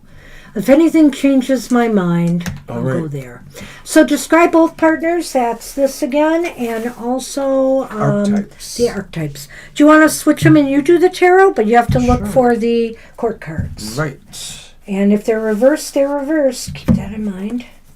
There. Okay.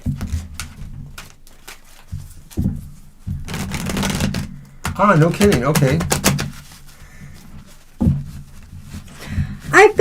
Asia's one of the places, China, Japan, that I feel I've had a past life in. I'm drawn to Ireland. I don't know why, but I'm just so totally drawn to Ireland. I do think I may have had a past life there. And the only other place that I am drawn to is South or Central America.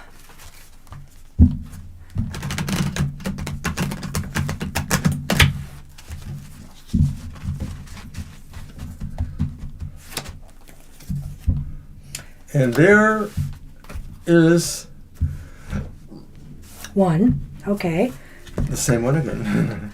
Whoa, how is that happening? I There's don't know. all these cards. People with similar energies in this lifetime. So this is the first one. And that's the second one. And that came out booked in the last reading. Yeah, it did. You're right. Or one of them. I shuffled them. That's crazy. Well. Okay, so we have the Queen of Wands. And yeah, and you shuffled instead of me this time. And the Queen of Pentacles. So that's the type of energy of the person. And I'm going to look here.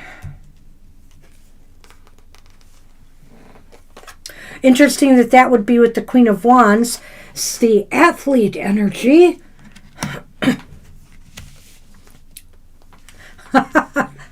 And the Queen of Pentacles is an Avenger kind of energy.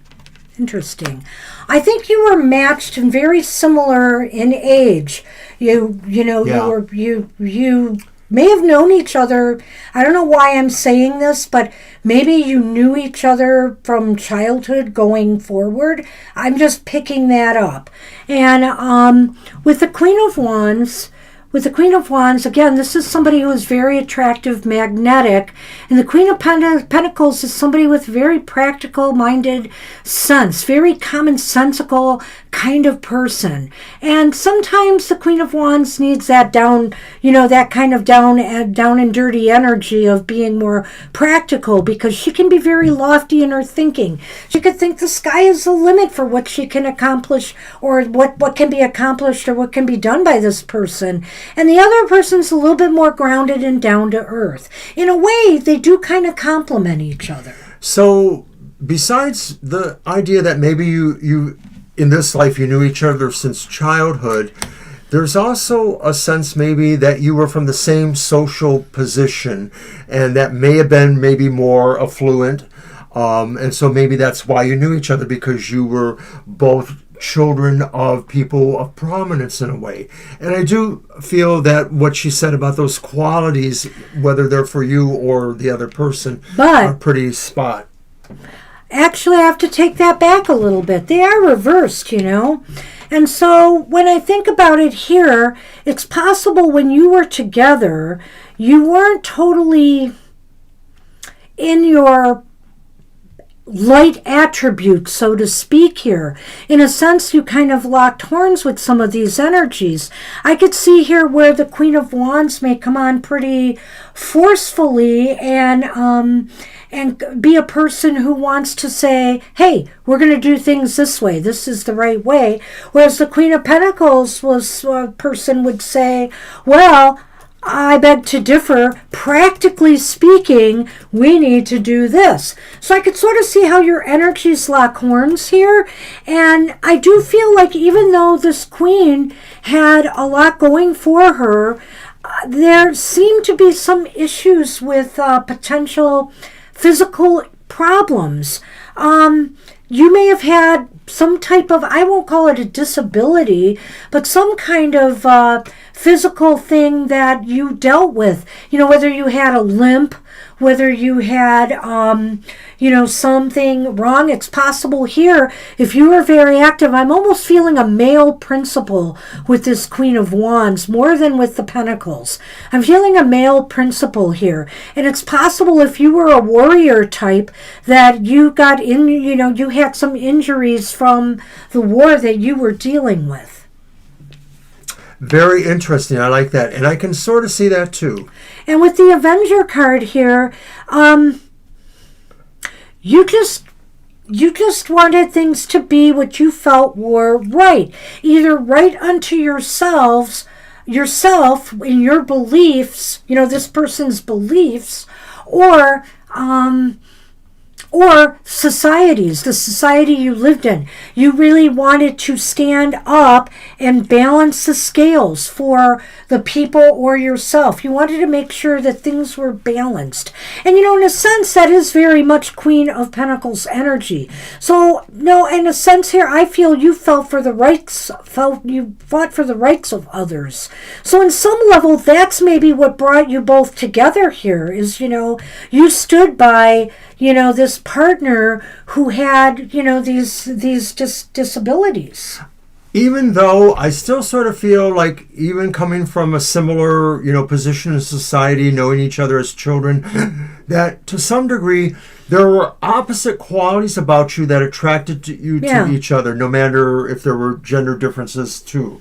There were times you had disagreements over this, and you each were maybe a little bit standoffish. I guess the rest of the cards will tell us if this relationship really stood, through some of the difficulties that you had. But I almost feel this person probably stood up for you regardless. All right. Okay, so next is about the overriding theme, and that would be this.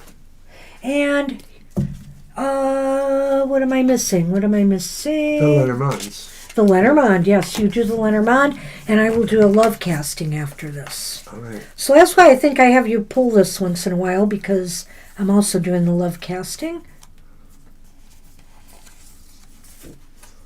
What? And Mr. Rose just going to pull the same cards for everybody, but I've done that too. Well, this only came out once, the Abundance and Penury card, and we will talk about that in a moment. I want to see the rest of the picture. I want to see it with the Lenormand, basically. Okay. You want me to pull those first? Yeah. So basically, again, in this relationship, it's kind of like when things, you were there for each other when you were there for each other. There were times when you were not. The Ship and the Bouquet. Dang. Okay, I have some thoughts there. I don't think you're going to like them. I have a feeling that one of you moved on. It's possible here, I'm just going to say it, this reading was not supposed to have any kind of demise in it, but it's possible here in this relationship that, and I'm thinking it might have been you in this reading, Ronald, that you might have passed on. You might have passed on before them, because it looks as though somebody moved on and sought their joy elsewhere. Or it could be that maybe some of the feast or famine arguments, you either sometimes when you guys clicked, you really clicked. Everything flowed. There was equanimity. There was a sense of belonging together. But when you had arguments, sometimes, they would really pull you apart. Well, the other thing I get the feeling too is that if one of you passed earlier than the other and it was a point of, bad thing, that sense of what you meant to each other, though, I think is that enduring link between lifetimes, and that even if the survivor remarried or rebonded and stuff like that, this person was the love of their life and probably the one that is soulmate potential. I really think this kind of falls right into what I was saying about one of you passing on, because I just got the heartbreak card here. Heartbreak. And it basically sends the alchemy of grief. And so I really feel here that one of you passed on, and the other was heartbroken. And the other one was heartbroken, but they found their joy eventually elsewhere. They moved on. But they definitely suffered a heartbreak when the other partner passed on. So I don't know which role you think you played in this relationship, but I do feel one of you probably passed on early. And it was likely this person here who went to battle, or was injured in some way. I mean, in early times, you could have been a builder. They didn't have codes and, accidents happen. So you might have suffered an injury and, maybe it shortened your life, or maybe there were other reasons you had a shorter life. You knew each other a long time because you grew up together, which is kind of interesting too, which might also be why it played into the heartbreak here. Because you had known each other for so long. All right, so finally, what's the carryover, the takeover? What do you have? And, whoops, I grabbed the wrong deck. I grabbed my other deck. Where is that? There, right here, in front of me. All right, the carryover.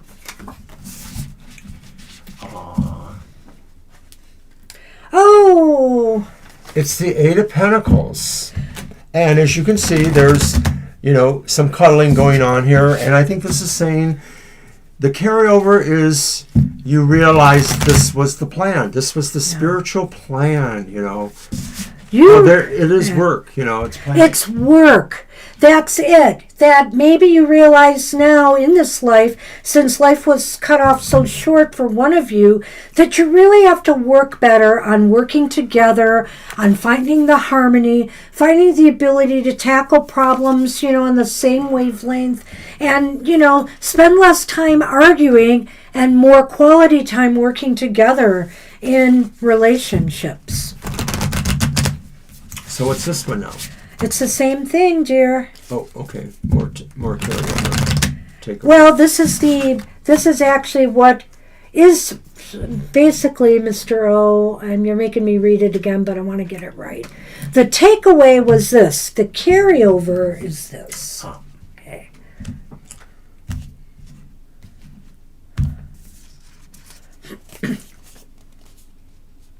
Oh. It's the card of the warrior. So I wonder, were you a warrior in this life? Did you have that warrior kind of energy I spoke of? At any rate, courage in taking on challenges. So what you've carried over from this life is that, sharing your heart with somebody requires courage. Being willing to open your heart, leave yourself vulnerable, requires a certain sense of courage. And also, you have to be willing to take on the challenges that you face in a constructive manner. Thus, that 8 of Pentacles card we had here, which is there, yes, right next to it. Sorry. The 8 of Pentacles card. So, and you have to work together to tackle these challenges. Right.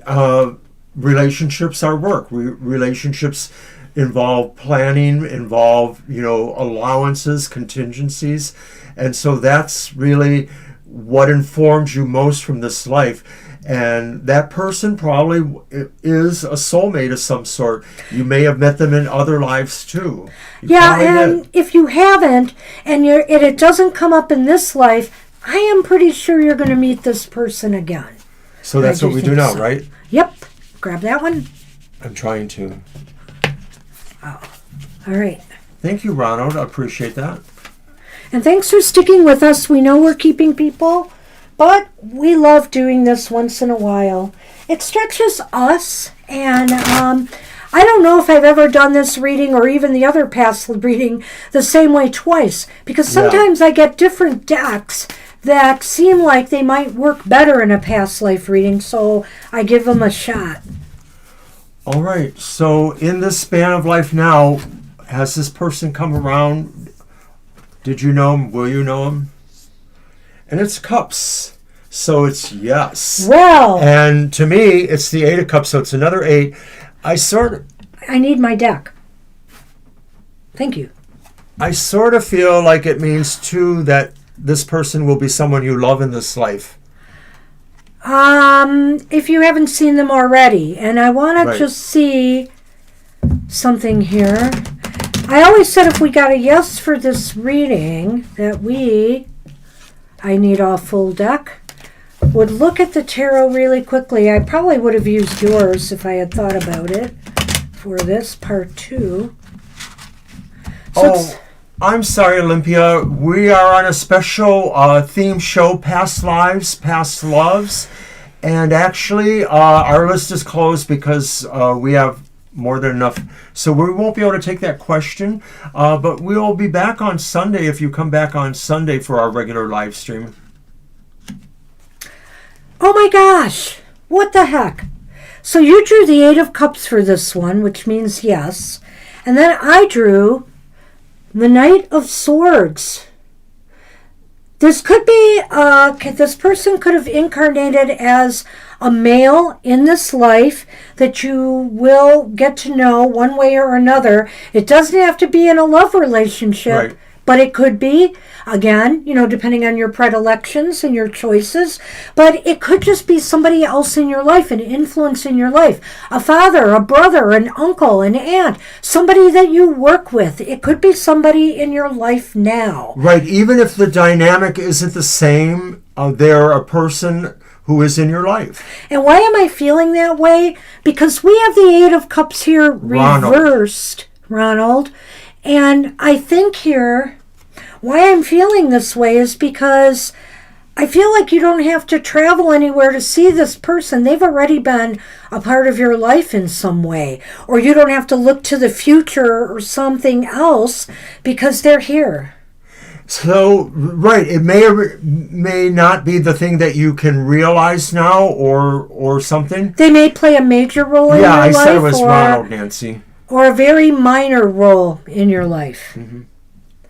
So that's it. All right. Wow. Interesting read, Ronald. I hope you enjoyed that. All right. And that means we will now move from Ronald to Janelle Frost. And so that means 3 more readings before yours, Nancy. And they are long readings, so hang in there. We're sorry. If you can't stay, it will be done, and you'll just have to come back at another time to see it. Yeah. You're welcome, Ronald. Thank you so much. I liked the input you gave us, too. All right, you got the blue, and I've got the green here. Let's just keep them, because I want to not take a lot of time with that. Uh-huh. Okay, so let's move on. Janelle, we are going to go to the green and the blue again. Alrighty. And you are first, actually, with that, but might follow right after. Okay.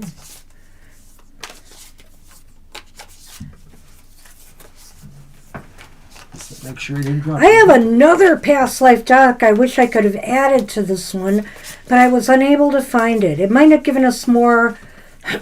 Thank you, Nancy. I appreciate hearing that. Locations. Hi, Angel. Hey, Angel. Oh, that's a different Angel. Oh, hi, Angel. Sorry. Not our regular Angel, but hi, Angel Divination. We are... Oh, you're Pat. Okay, you're Pat. We are doing your reading. You'll be the next to last one, I think, or third from last. I don't remember. I'm sorry. It's been a crazy night. We're having fun, though. I think we're both we are. We're really having fun with this, so we're enjoying it. We hope you guys do, too. Let's take it right from the top. Oh, my gosh. But it would happen. What? So I guess everybody who had a past life in Asia somewhere is here tonight with us because once again we have Chinatown. No, China, Japan. So Janelle, maybe you knew Ronald in this past life. I don't know. Teasing. It couldn't, obviously there's many different eras here. And before I get to, actually, I'm going to think about it right now because I had something pop into my head. I don't feel this was that far off from the other reading. I feel like maybe this is 17, did I say 1700s for the last one? You did, right. I think this could be 1800s. I feel, again, okay, so more of a modern close. spin with this one. All right. So let's see what we get. Okay. So let's describe both partners, shall we? Give me the archetypes. Oh, I have them? I do. Right there.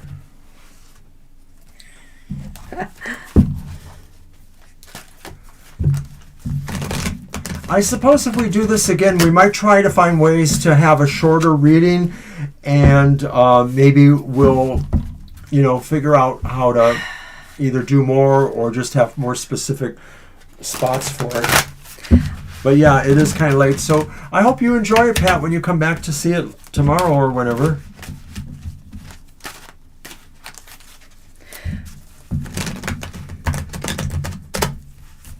Well, some things we could gloss over a little quicker than we are, so... Yeah, our normal style is to be kind of wordy. No. It is. No. Depends on the tools we're using. That's true, too, I suppose. All right. Oh, I've got to do the thing, right?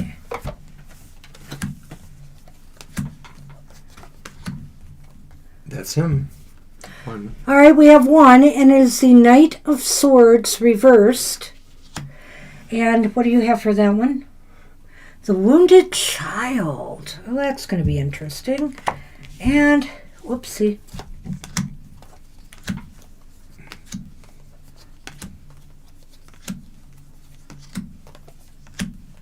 There it is. Ah. And the King of Wands. Finally, it's interesting. Some new ones are coming up. And our friend, the Lady of the Night. Well, va-va-voom. It was reverse of the shadow attribute. The King of Wands was upright, which is interesting. Yeah. But hey, he could be a little bit floozy. All right, so one of look you at these was energies. the Knight of Swords. One of you was the King of Wands. That doesn't mean you were those Both genders males, exactly, but right. those are the energies we're getting. These are the energies, and the energy of this person is airy. You know, they got air energy about them. They're quick, but sometimes they're a little bit too quick. They can make some bad mistakes in judgment here because they're thinking on their feet, but they're not good at it. You know, they're not good at it. And so they may have made some missteps and some misjudgments along the way. And it could be because they carry some internal wounds. You know, it could be that. And they make up for it by maybe overcompensating with being, I don't want to say codependent per se, but in a relationship sense, maybe it is.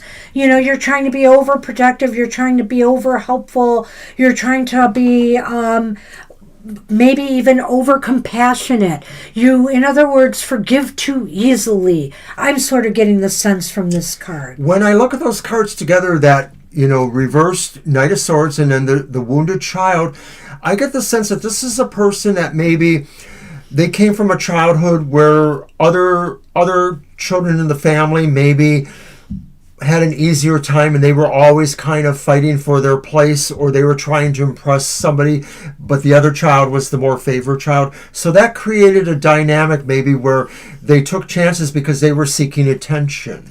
So pulling this back to the love relationship itself, it kind of indicates a person to me who I think might be a little bit codependent on the partner here, who seems to have a bit more leadership energy. They seem to be more of I don't want to say like a father figure in the relationship, or a maternal figure, somebody who guides and somebody who leads and directs the other, who's more than willing to kind of follow, I think.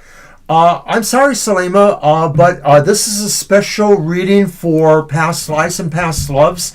So we're not able to do that reading for you, and our list is closed too. But maybe we can see you on Sunday. And also, I feel here that this person may have asked a lot of you. Oh, I'm sorry, asked a lot of this other person. And so the other person kept trying to do things fast, and they would make a lot of mistakes and frustrate, I feel, this other person a lot. Well, that other person was probably, these people were probably not exactly from the same positions in life. And that may have created a dynamic in the actual relationship. This person is very fiery. And, I'm getting the feeling here that, I'm looking at the prostitute energy here, and I'm just getting the feeling that this person was using this person, realized that this person had some of these wounded issues and could dominate them. They may have been a good person, upstanding person in their community or whatever, but in the relationship, I feel there was a imbalanced power dynamic going on here. There was something manipulative and maybe codependent going on. And maybe the younger person, I feel they were a little bit younger. I don't think they were lots younger.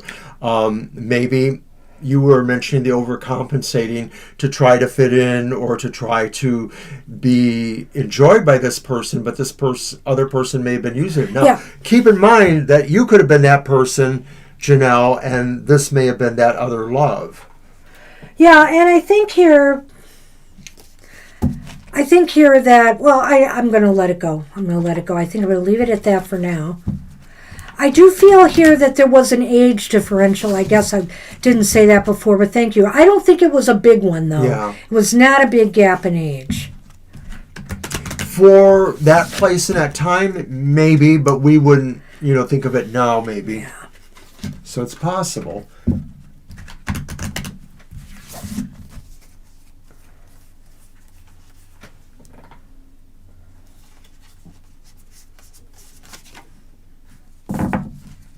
we had this. Did we have this one once? Yeah, we did. Yeah, we did.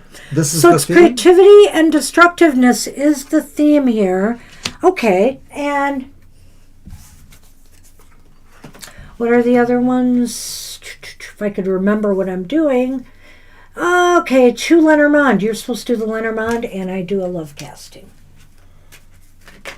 So that's what we need for the context. So it almost feels like, there was a dynamic between somebody who could have been a warrior type and then somebody who maybe was more in charge of creating things. And that could be this creativity destructive principle. Maybe they each were attracted to those qualities about each other. That one person, kind of was this warrior person. The other person was somebody that actually inspired others in certain ways. Perhaps. So here we go. I'm looking at it in relationship terms. I'll get to that in a minute when I see this. Yeah. The birds and the bear. Power again. Power. Yeah. And how it's communicated, I guess. Yeah, I think here how this particular partner determined to wield their power over the other partner, made or break things. It either created harmony in the relationship or it caused destruction at times. So there was a lot of things going on here, and I'm beginning to wonder here if this relationship really withstood the test of time. If this relationship continued or if it went on a very destructive path going forward. In other words, there was harmony for a time, but then this person started using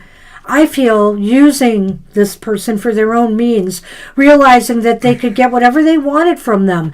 Maybe it was possible here that they came from a certain family that had property or land that they were hoping to access after, by coupling with this person. I think it could be possible here. I see a real power dynamic, and this talks about, there was a lot of gossip, I think, that was going on about you two in the town hall. There was a lot of gossip and people wondering, what was going on between the two of you, because they could see that there was something not equal going on here. Well, the other part of it to me, though, is that there was really rivalry between you two, even though there was a relationship. That's what I think. It's like in this relationship, you were each vying to be. I didn't cut these, did I? I have to cut them. Go ahead.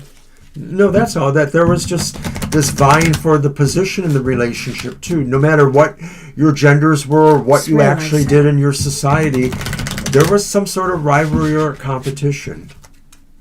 So people wondered about that too.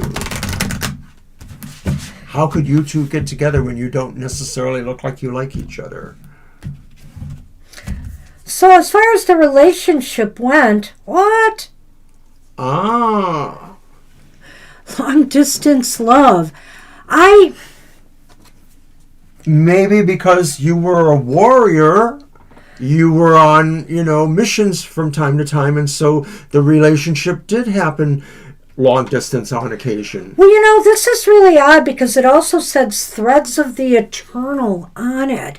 And I can't help but wonder here if this dynamic hasn't played out in some ways in lives before this one.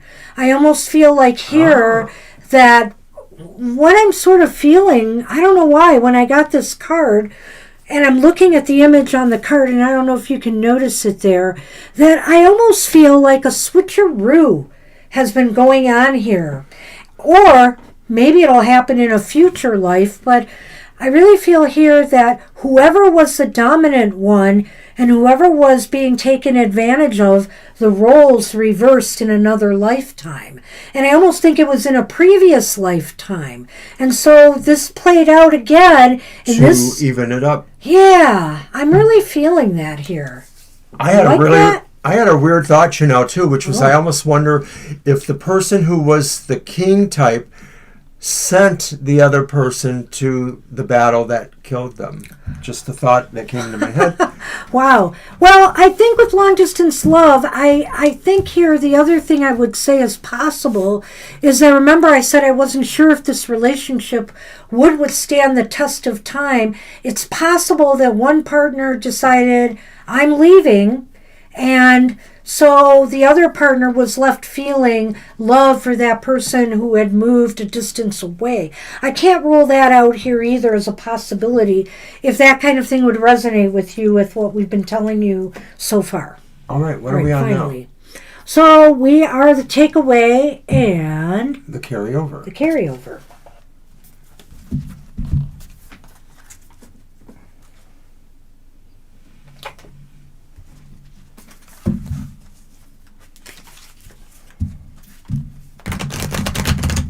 So is mine the takeaway, or you're first? You're the takeaway, and that's the tarot. All right. Yeah.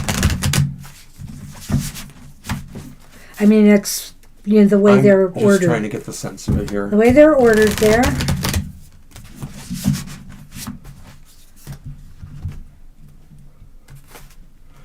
The takeaway of this life, this relationship. Ten of Pentacles. You guys were a family, or you realized that this was what you wanted, whether you had it in that life or not, but that may have become where future lives really wanted to help you realize. I think the takeaway from this life is the importance of family and bonding with one another that may have been, a little bit one-sided here, but also maybe the idea of respecting one another. I mean, obviously in family dynamics, there are heads of households, whether it's a shared between husband, but between partners or between partners, or if they're individuals, that are the head of a household.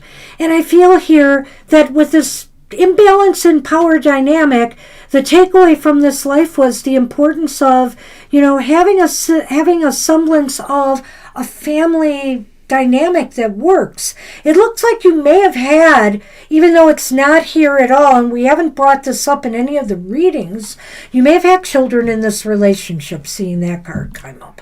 Right. We haven't brought that up in the others, but I haven't really seen it as clearly maybe as I see it in this one. We were focusing on the relationship, and this is the first one that kind of shows that. So I don't remember if I cut this again, so I'm going to shuffle it more. But at any rate,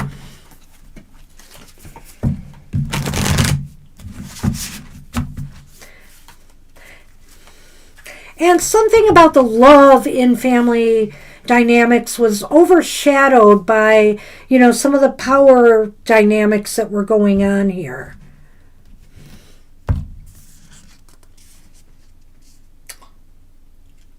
The carryover. Wow, it's deceit or manipulation. And yet we thought there was something of that maybe in the life. Well, a little bit. I do think there was manipulation. Obviously they took it, this person took advantage of the other one's weaker, position here. And I feel here that maybe there was some underlying deceit too, based on why this person was using this person, what they gained out of this. And so one could feel the other partner was betrayed. So in this life, what that translates to is this sense of, this feeling that you always have to kind of watch your back. And not necessarily that this is playing out in love relationships. That's definitely where it could be, but it could also be playing out in your interpersonal relationship with family, friends, coworkers, colleagues in general. That you might have this sense of always being worried about being manipulated or deceived and always trying to, or protect yourself. In subsequent lives, it went back and forth. Somebody else betrayed you, or you betrayed somebody, that kind of thing. Well, I think since I feel you both played the role of these characters at one point in your lifetimes, that, it could be either of you, that are experiencing this now. So All right, so we'll see if this person is in your life. In your life, or had been, or might be.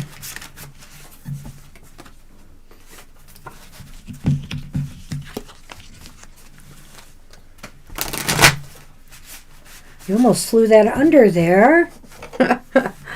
All right.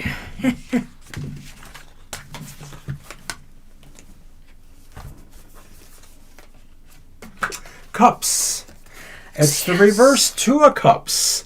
So it's kind of like it didn't probably work out very well this life. Maybe it was another betrayal, or maybe for some reason it wasn't going to be. Maybe it never was going to be. Maybe they just missed you. So you're assuming they met them already in this life? I don't know. I'm not assuming anything. I just think that I'm just asking. Either it won't work out, this love won't happen again, or it did fail when it happened. I'm not sure how to see that exactly. I feel like it represents that maybe in this life there won't be that connection, that it wouldn't be a love connection, it wouldn't be a harmony, trust connection. You might be friends, or you might be enemies, or you might be something else. Well, considering that I said I didn't think the relationship withstood the test of time in the past, it makes sense. We'll talk.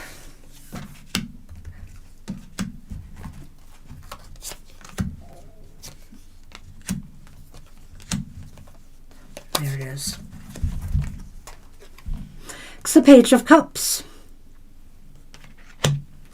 I could look at this a couple different ways, but I'm pulling one more card to see. Oh my gosh, it's the Five of Swords reversed. So there's just a lot of, if they are in your life now, it's somebody that you have had some serious conflict with, whether this was a marriage or a relationship that ended up in separation or divorce, or whether this is just somebody you separated. You know, the Page of Cups energy could be a child.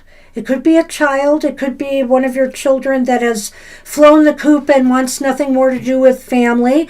That happens. And if not, this could be something coming in the future. Somebody that you can't get along with, and it's best to just let them come and go out of your life if it hasn't happened already, whoever this is. Because the Five of Swords energy reversed is a conflict or a fight that you cannot win, that won't resolve peacefully. So it's best to just let things go. So if you have no idea and you haven't experienced anything like this already in your life, it may be still yet to come. And I do think there'll be more than just a passing influence here, obviously, because, there's conflict involved in separation. Right, we can't tell what, karma or our own spirit wants us to learn in a lifetime. This could be a reflection off of a previous lifetime, maybe the most previous, or just maybe the one we're talking about here. But it doesn't seem like there would be a great connection in this lifetime with you and that person, Janelle. Wishing you oh, well, I hope you enjoyed it. I hope you enjoyed this. Yeah, we actually didn't hear from them at all, so I don't know if they were here or not for it. Okay. And Pat is up. Oh, you are there. All right, great. Thank you. I am glad. Oh, so you think you did meet them then? Okay. Interesting. Okay. If you feel like expounding on it, I wouldn't mind hearing that. But we are going to move on to Pat. Okay, the green and the blue. Green and blue. Maybe this time it won't be China. Well, I don't know. It just happens the way it happens, and there's so many... You're welcome, Janelle. Hey, you're very welcome. I hope it was something, interesting for you. All right, Pat. Our angel. Well, at last I didn't get China. All right. What do you got? Okay. I have the Riverine by a river.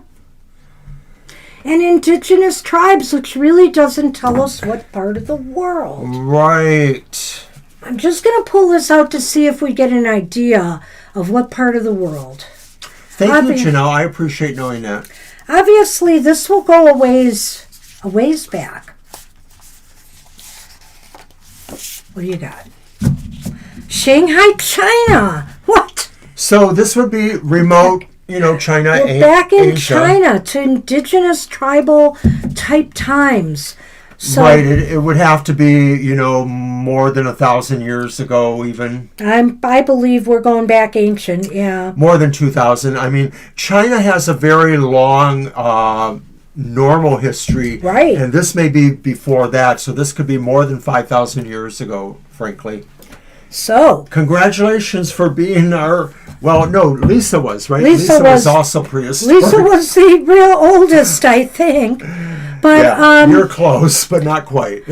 So China, and I don't know if Shanghai is just on here, but I'm looking at, the location because there were no cities back then, and you lived near a river or water area, stream, river, something that flowed, I believe, and so it's possible here that's how, you lived off of the land, you fished for your needs.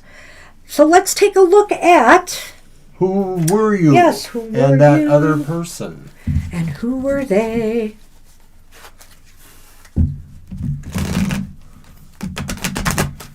Okay, great.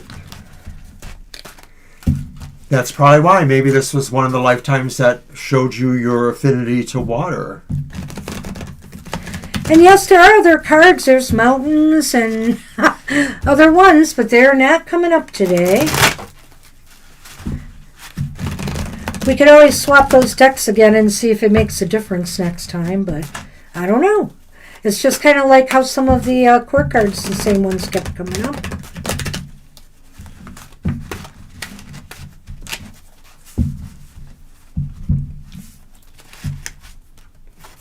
Wait for me. Oh, it's fine.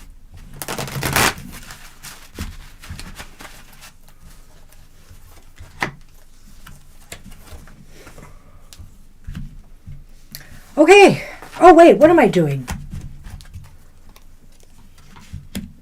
King. I know. Oh, it's actually... They're so shiny and it's bright here. I Yeah. can't see.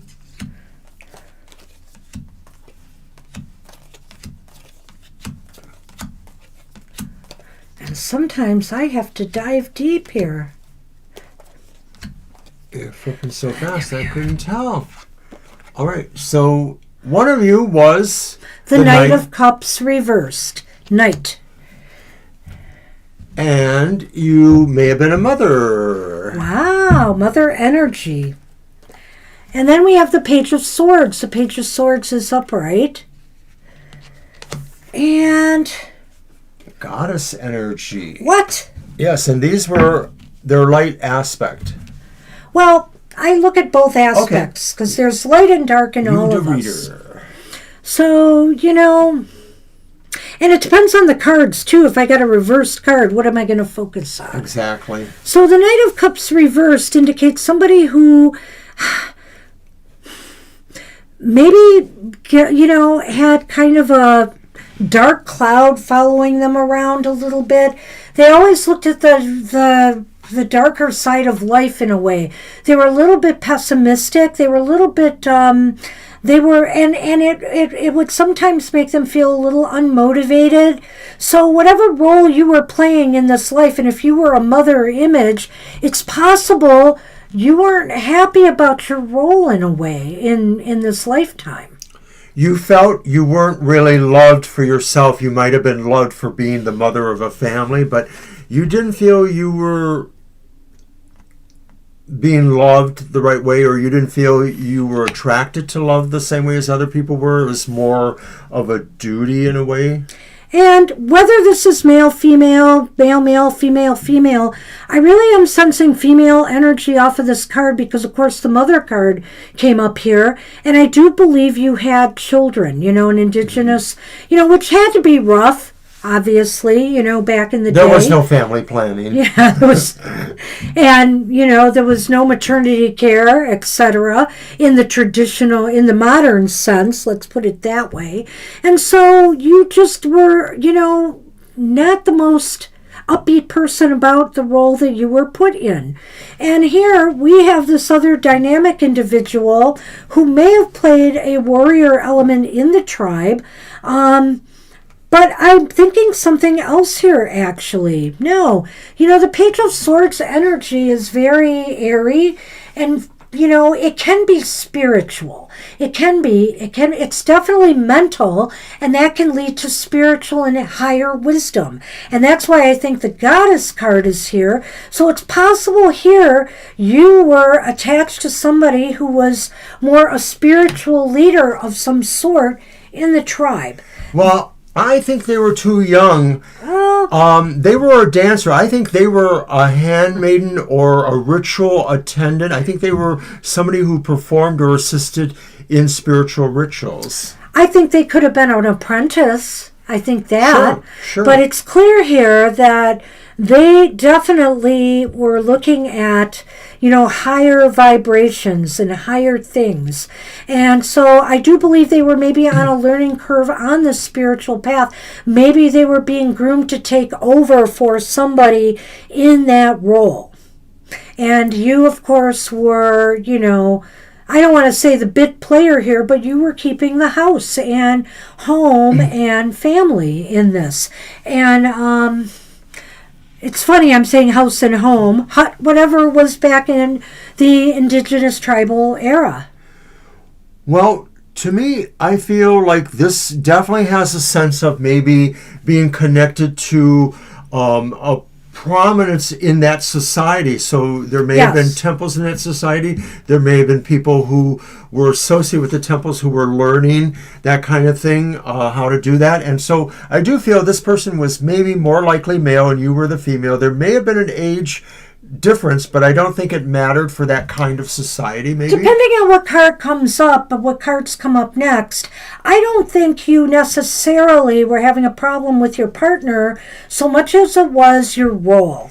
Yeah, I think I could agree with that. Okay, so let's see. Is that the blue? No. No. It's the reds. We are now on the overriding theme. That's the red. And that goes along with all the other stuff. So you can get the Lenormand ready. And then I'll do a love casting card after. All right. These are the themes. They're all the theme. Because I think this all guy fits together. This sort of tells a little bit more about how people work together. Or didn't. Or some other factors in their life. Aha! Ooh. I think I see this now. Okay. Thank you, Pat, Angel.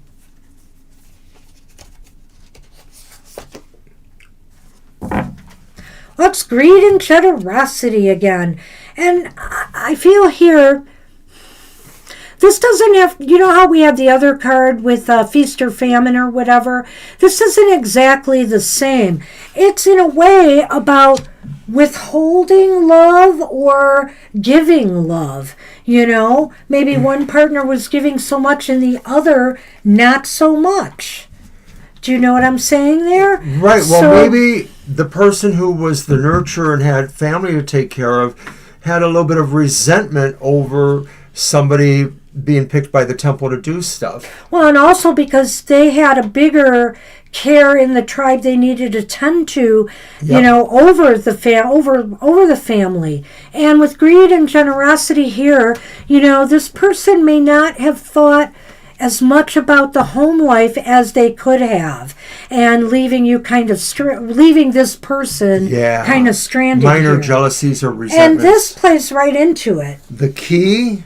So the key is the tower. The key is the fact that somebody felt isolated.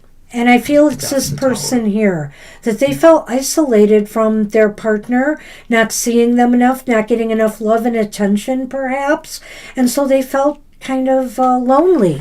So their partner was maybe called spiritually to something, and that kind of left them a little bit behind or taking care of them so that they could focus on that. Right, where have we heard yeah. that before? Women having to take care of Gee. their male student person so that they can graduate while they have to take care of everything else. Things like that. And I'm going to grab the love casting and see what we get here. So what is this leading to? I mean, I just want to see what this is going to say about this relationship. But that's what I'm getting so far. So, I mean, there was disappointment in love. You loved this person, though. But you felt alone. You did. I really feel that way. You loved him, but some of this was really hard for you to deal with. Cupid. Wow. Cupid, the magic of first love. And you know, that just indicates to me that if this wasn't arranged, you know, in some way back in those days, you just kind of clicked right away. You had an immediate attraction for one another. Because this was such an ancient lifetime, too, this may have been where you actually met this soul, whether they continue with all lives. But you know what? Thank you for that. I think that really hits me, that this might have been the magic of first love. The first love. This is the very first life you guys spent together. Was it the last? Well, we'll see in a little bit here, because now we're on the takeaways. Where I do this one, and you do the tarot. This one's first, right? Yeah, you're doing the takeaway, and I do the carryover. Takeaway from this very old life. Oh my gosh, how many readings do we have left after this? 2 more. Oh, okay, we can do it. Libra and Kara? Shirley. Oh, Shirley. Kara no, came I late. told Kara no. So sorry to Kara. I'm sorry, Kara, if you're watching. I am. We'll make it up to you somehow. We'll make it up to you and Alicia. Alicia said don't bother, but I'm going to do something for you, Alicia. Because you are so good to us. All right. All right, the takeaway. Ooh, wow. What do you got? 10 of Cups reversed. Bam. Well, to me, that just feels like you were left wanting more out of this relationship than you've gotten. You know, it wasn't the happily ever after kind of life, whatever that would have been in indigenous tribal days. But I mean, and it's probably due to the fact that you felt more alone than maybe some of the other people and partnerings you would see in the tribe. That also, you know, that, and I'm sure back in the day, maybe relationships with sex and passion were far different, obviously, than they are today. But you didn't feel as loved as you had hoped you would. So you almost felt like maybe, in a sense, that you were a single parent here. Wait to see what she said there, because it sort of feels like maybe we were reading her current life instead. Wow. But maybe what it really suggests, of course, is that somehow this is a patterning that you might want to think about. This indeed could have been a takeaway in this life. The carryover. Oh my God, and it goes to what we already talked about too, didn't it? Both of those do in a way. It's isolation and the lack of connections. So that's the carryover in this life. Now, it's possible here there are times that, you know, you have put walls up to keep people out because you've carried over some of this energy. And also remember, I'm not sure which role you played in this life. Right. You may resonate to one over the other, and I get that. So I would say this, that if you were the person who was ignoring the partner, you might be experiencing this as kind of a karma in your life today. But if you were this person, it could be because this is the way your relationship was meant to be, is kind of the way you feel about it, is that, well, I guess I'm going to be alone, or I'm always going to have a partner that's going to be distracting himself or herself with other things. When I think of goddess energy archetype and mother energy archetype, they're so similar on some level, and I almost feel like, deep inside yourself back then, you realize you could have been this person too. You could have been the person dancing around the temple and being elevated to be a spiritual leader. Why did you have to take care of the family? And so I feel one way to heal this, and we didn't talk much about healing, but because this is kind of a takeaway, is, to try to establish some deeper connections in your life, to open yourself to being vulnerable again, because this life may have had something to do with that. And obviously, if you've even had some bad experiences in this life, it could be related to the fact, too, that you might have had some of this energy here. So, that you're playing out again in this life. You might be playing out the person, allowing people to isolate you or marginalize you in some way, have a little power over you, so that you kind of close yourself down and off. So, will you, can you know this person in this life? She probably thinks yes, because she thinks she's lived it already here, maybe. We'll see. Well, it could be. I mean, maybe, soulmates are that,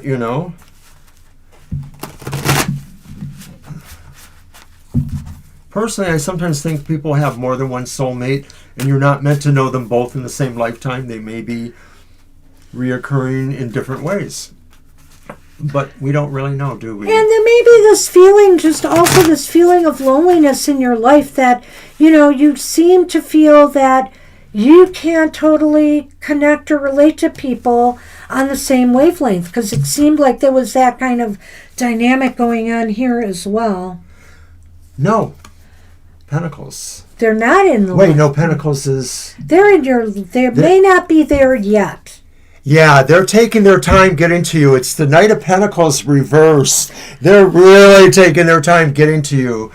It may be that you're not going to meet them for a while. I don't know. Yeah, it's possible here. But since it is a yes, I would just say this, if this describes anybody you know. It could be a male, I will say that, earth sign, but they're not very balanced, They're very, very non-motivated. And that goes for in relationships as well. They seem to not want to do their part, whether it's, equality in the sex love department or in other facets of the relationship. They don't seem to be wanting to contribute. They balk. They're lazy a little bit. And so that's the kind of individual that you might meet going forward and how they will present themselves to you. They don't seem to have inspiration or ambition sometimes. They seem detached. Yeah, right? Okay. That would be a way to put it too. I think detached just from, goals and ambition and possibly even from relationships. So that's what I think we have. I hope, some of this makes sense. Sometimes we feel that some of this is going to hit and some of it may not, And that's why we say sometimes we can do short tarot readings on our show that you can ask a past life question and we can try to give you an answer to the best of our ability with the tarot and Lenormand. Good luck. Enjoy. You're welcome.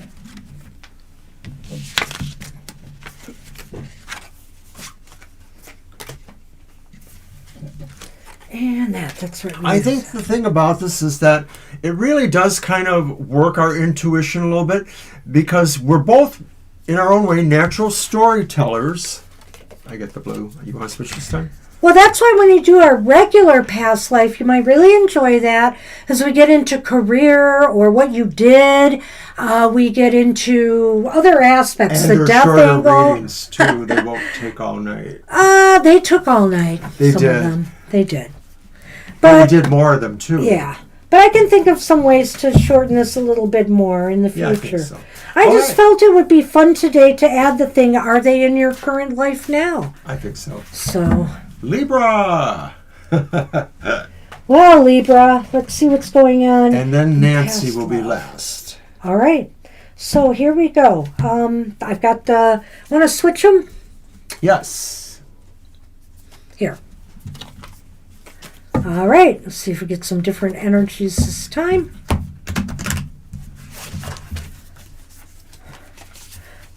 Where in the world was Libra? Where in the world was Carmen Sandiego?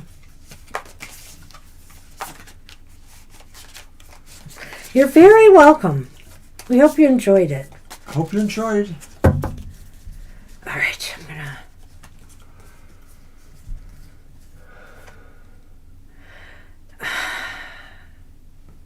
Right there. The town again. Hey, could be a town or a city. So you're in a town. In more modern Egypt, maybe. In more modern Egypt. Perhaps. I mean, there were towns there before. They might not have called them towns, but... I'm thinking this is merely more current. Okay. So it could be in the last 100 to 200 years when there were more modern towns there. And by that time, of course, the idea of ancient Egypt was not so much. It was pretty much a more Islamic country already. So you may have been a Muslim in this life.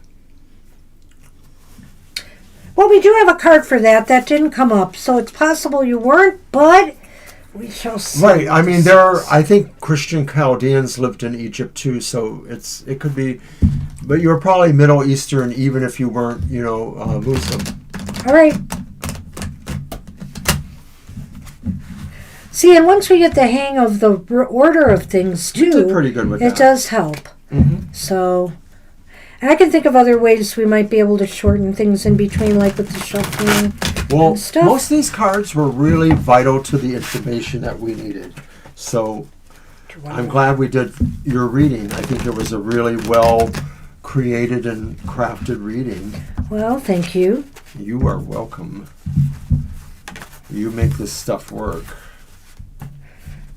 All right. I just go because I have to look for them, I don't know how long. But that came up quick. Well, Libra, I know you're not always here, but if you do see your reading eventually, I wouldn't mind your feedback on it. Ah. All right. We have one person being the Knight of Cups here. And with that goes, what? A dilettante. A dilettante. Oh, not you, Libra. Well, what is that energy exactly? Let's see. Delights in the arts without having to be a professional. Alerts you to danger, becoming superficial in your pursuits. Pretension to much deeper knowledge than you actually possess. Okay. But this card is upright, so I think I'll go with the other. Okay. And it's interesting, the interest in the arts, and it's a cups card. So yeah. I do feel that. Creativity angle. And the other one is the Page of Pentacles here. All right. And they get the storyteller. Oh, interesting. That came up again. Right. A bigger deck, too. Right. So, wow, what an interesting combination. Yeah. I really feel like in some ways you guys really clicked. Have we said that a lot tonight? I'm not sure we've said it much. You were very complimentary to each other. You were very complimentary to each other. This, as a matter of fact, that may be why, in fact, you met. It's possible here, that your storytelling came through some kind of arts and crafts. Just because it's a storyteller card to me does not mean that somebody didn't do it through other means other than writing or through verbal oral history. It focuses on that, but I can broaden this one out. And I feel that here. I feel that there could be, like, for example, I almost feel like clay or pottery work or things of that nature, working with the hands. And this person was somebody who really, really appreciated, the artistry of what you did. A type of patron of the arts in a way. And the stories that you told through your art. And I like the Page of Pentacles because they are some sort of student or apprentice. They're interested in things that most people aren't. And so that sort of fits with the storytelling. They want to remember the stories or the legends, whether it's ancient Egypt or whether it's more modern times. So we have water and earth energy here, which is very nurturing as well. I feel you're very complimentary towards each other. And I sense there's not a big age differential between you. Not a great one, nope. No. And so I feel here you were on par in a lot of levels. You were very practical minded, and but you also had a deeper part of you that was able to do this storytelling through your art. And this person was a bit more happy-go-lucky and really enjoyed life and enjoyed the good things in life. I feel like maybe there was a status here that was more upper crust, but not necessarily anything like royalty. But artists Right. and everything were revered Thank in you. societies. Thank you, because I was going to say that I think the environment and times had something to do with this, that you were mini aristocracy or something like that. You came from families of money, and so you were able families of to money. pursue these pursuits. Maybe you met in university, something like that. All right, so what's next? I'm losing myself. Okay, the overriding theme, of course. Why don't you pull the theme this And time? you pull the Lenormand. Shuffle them, and I'll pull the Lenormand. Yes. And then I'll pull the love casting. Well, I'll let you I pick know one you out. like doing No, it. I'll shuffle. I'll let you do it. No, I'll shuffle and let you pick one out of there. Okay? How's that? We share here on this show. Alrighty, the theme. Again? Yeah. Number 3? Yeah. I think so. Greed and generosity. Well, this is an interesting. Okay, this is an interesting. It almost one, too. makes you wonder if, like, maybe one of you didn't come from the exact same position, but because of their education or talent, they were able to kind of make do with that. But that did kind of present the idea that that was one of the more serious dichotomies in your life, where one of you was a have and one of you was more of a have-not. That may have promoted some ideas that, felt like there was a little bit of a tension in that balance. Sometimes we could be selfish in ways where a partner doesn't necessarily want to share their partner with somebody else, In other words, they're out there making they feel maybe a little bit jealous by that, or worried about, the kind of attention that the other partner will attract. And then there are other times where the person can be very loving and caring about what the other person is doing and promoting and supporting their work. But I like what you're saying here too. I'm not sure it's necessary. I think they were from a similar status, but I do feel here that there may have been something to do with money or sharing of resources that could have been a little issue in the relationship. Somehow, for some reason, I don't think that's a big deal unless the Lenormand tells me otherwise. And this is Libra. Well, there's those birds again. Wow. So, and the whip. I feel somebody in the relationship was always worried that others, were trying to muscle in on their relationship.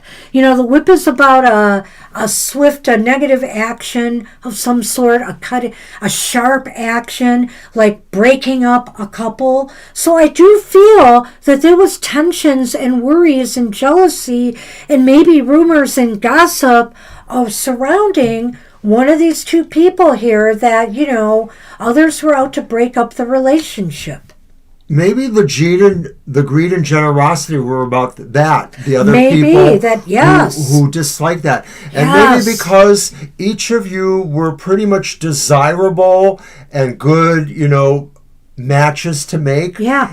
Promoted Jealousy. a sense of jealousy with others because they didn't want you two to be together. Others wanted either of you or thought they did. And this is more on an interpersonal level. Uh-huh. Some people cared a lot about you, and some people, well, they We're weren't jealous. We're jealous. Yeah, I like that. I Okay, think that spellcaster. fits. Spellcasters. Let me just shuffle them a couple times, and I will let you pick one at random. Don't yawn at me, Mr. O. Sorry. Gotta hang in there. We got one more reading One after more this. reading.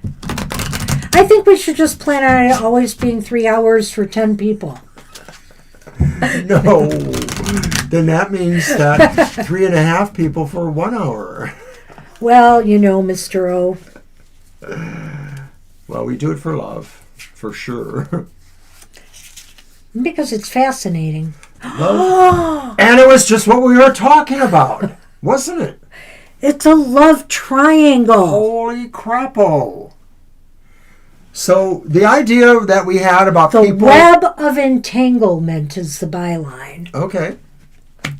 The idea we had, perhaps, that maybe others were somewhat interested in running interference on your relationship is perhaps true, and maybe there was one specific thing there. Maybe one of you did really have a yen for somebody else, and that person just did what they had to do too, in a way. I don't know. What do you think? It was a perfect relationship, but something could have shattered it. And I see the whip, but these are so outstanding, get together here, that it really had to be some malicious act by others to break this up into. But I also wonder here, and I can't rule out, Libra, that there was this kind of interference and maybe somebody got swayed for a one-night stand or something, but came back to the fold, came back to the fold. Because I do feel there was an attempt. It may have been successful, but I'm not totally sure it broke you up permanently. But it might have. It might have dissolved the perfect harmony that you had. In other words, you both were good for each other, but... things were changed forever after that. And that may have been something that moved you into the following lives you had. So what is the takeaway then? And the carryover? And I've been using the Modern Love Tarot, which we think is pretty good idea for the takeaway. It's pretty amazing how some of these cards fell. Yeah. Right. That's because we're so dang good. Yes. I agree. No, I agree. I love grand experiments. I like to consider myself a little bit of a dabbler, and I'm always open to trying different things. Could it be my Aries nature? Maybe. Well, believe it or not, it says 6 people are still watching us. Well, so thank you all. Thank you, everyone. We are quite entertaining. We know it. Oh, man. All right. The takeaway. Ignore that, man. Ooh. Wow, you're getting dramatic with them now. What do you got? You don't. It's the reversed 4 cups. Well, okay. So the takeaway, one of the things that could have been the takeaway was that maybe realized, you were waiting for something that wasn't going to happen, faithfulness or something, and so you decided to seek another option. Well, this could also be the takeaway was that it's possible that somebody got a little bit bored. I almost wonder if it's this person. The Knight of Cups seems like the one who could be a little bit vacillating and swayed here because somebody got a little bit bored and was seeking out, and got swayed by somebody who showed too much interest in them. Interesting thought. Yep. Yeah. Okay. Yeah. I think so that does I think that's the takeaway in what happened here is somebody let their guard down or got a little bit complacent with their partner, and so their partner possibly wandered. Sure. And so what's the carryover? Well, it's an archangel again. Gabrielle. And it's interesting. It's communication of all kinds. I forgot they had archangels. If I did, I would have thought this out differently with this deck. But I will say about the Archangel Gabriel and communication of all kinds, the takeaway from that life is that... No, this is the carryover. Or the carryover. Yeah, I'm sorry. The carryover from that life is that, you may be in this life more inclined to keep a lot of your radar open, lines of communication open here to spot out trouble in your relationships before they happen. It's possible here, like I said, somebody got complacent, wasn't paying attention, while the other person or got bored with their partner. So I think too, the idea here too is communication in particular here, in situations where you're allowing yourself to become more complacent is important here. It's important. So I think here, in other words, in your partnerships or your friendships, if things just seem to get boring or lackluster, or you're not there for each other, what can you communicate? How can you communicate it to make things better? Because I think here maybe it's possible a lack of communication or lack of loving communication with one another finally took place and, tanked this relationship. Remember, you're the one who says you don't overdo it. Well, when I struggled with the card, you struggle with almost everyone. Communication as the carryover suggests that what you got from that past life was the realization you had to be upfront in your communications, that maybe if there was anything that wasn't communicated properly, that's what led to the betrayal one way or the other. And so that's your carryover, is better communication. And also this idea of really not being the one to spread malicious gossip or things that could break apart people. Getting yourself involved with people who are bringing people down like that. So I do feel that could be one of the takeaways here. Absolutely. All right. So did you, will you, could you have known this person in this life? Sorry this one took longer. Sorry. It was an interesting reading, though. Well, Libra deserves it. I'm just going to get ready this one in case it's a yes.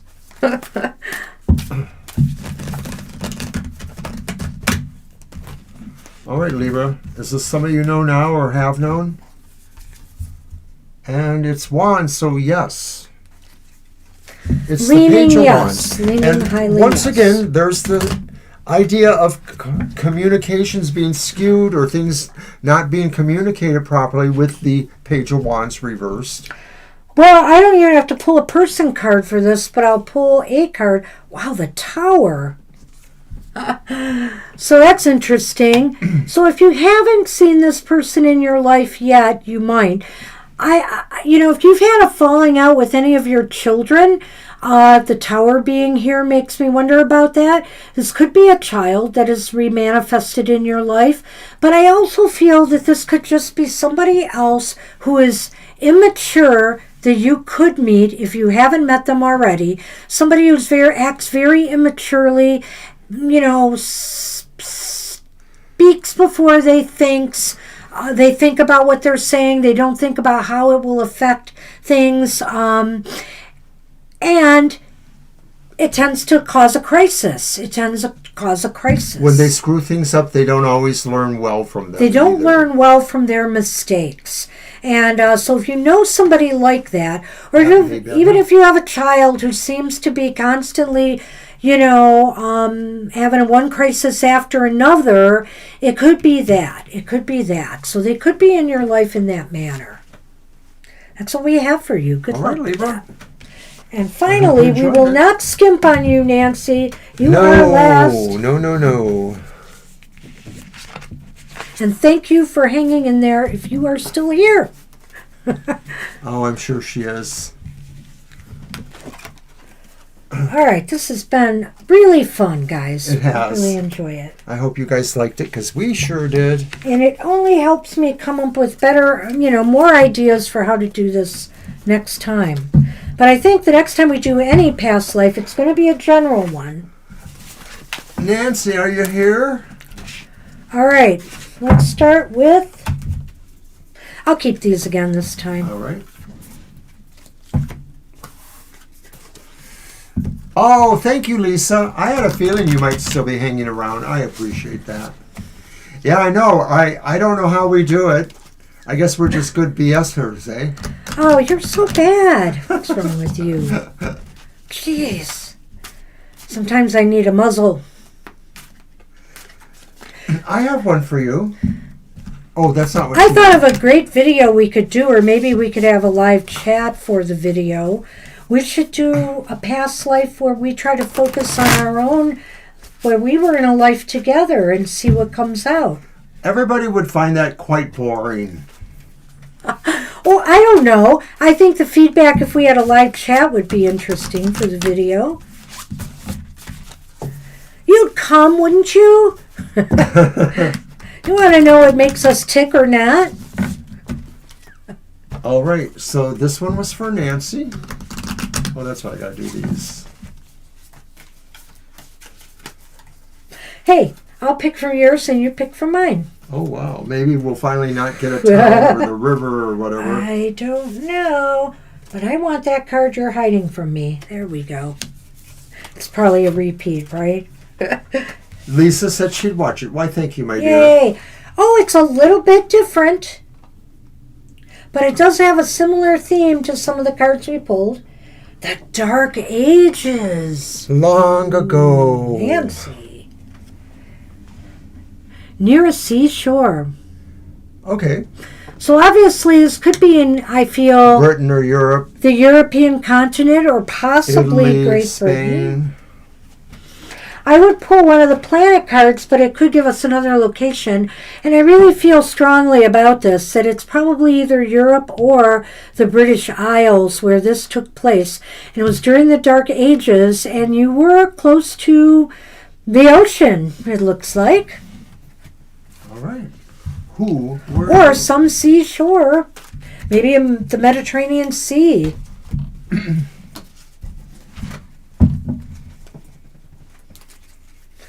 All right, Nancy, let's see about the people.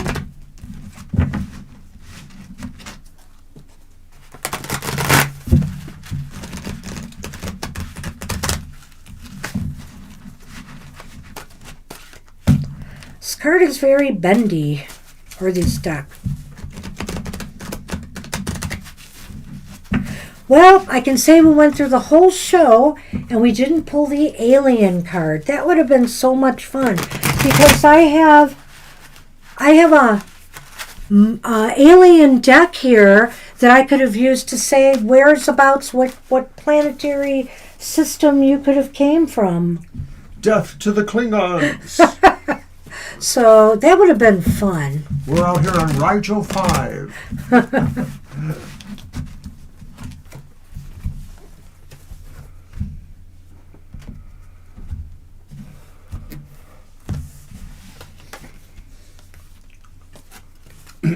Oh yeah, here we go. King of Wands. Yeah. Okay, he came back, but he is reversed this This one time. came back too. I'll show that in a minute. Let me.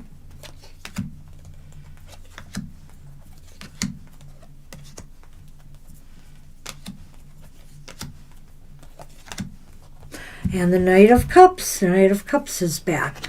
So the first person is the King of Wands energy. And the second is the Knight of Cups energy. We have fire and water. Do they mix? I guess we'll see. With the King of Wands, we get the child that was wounded again. Oh. And with the Knight of Cups, A hedonist? Ooh.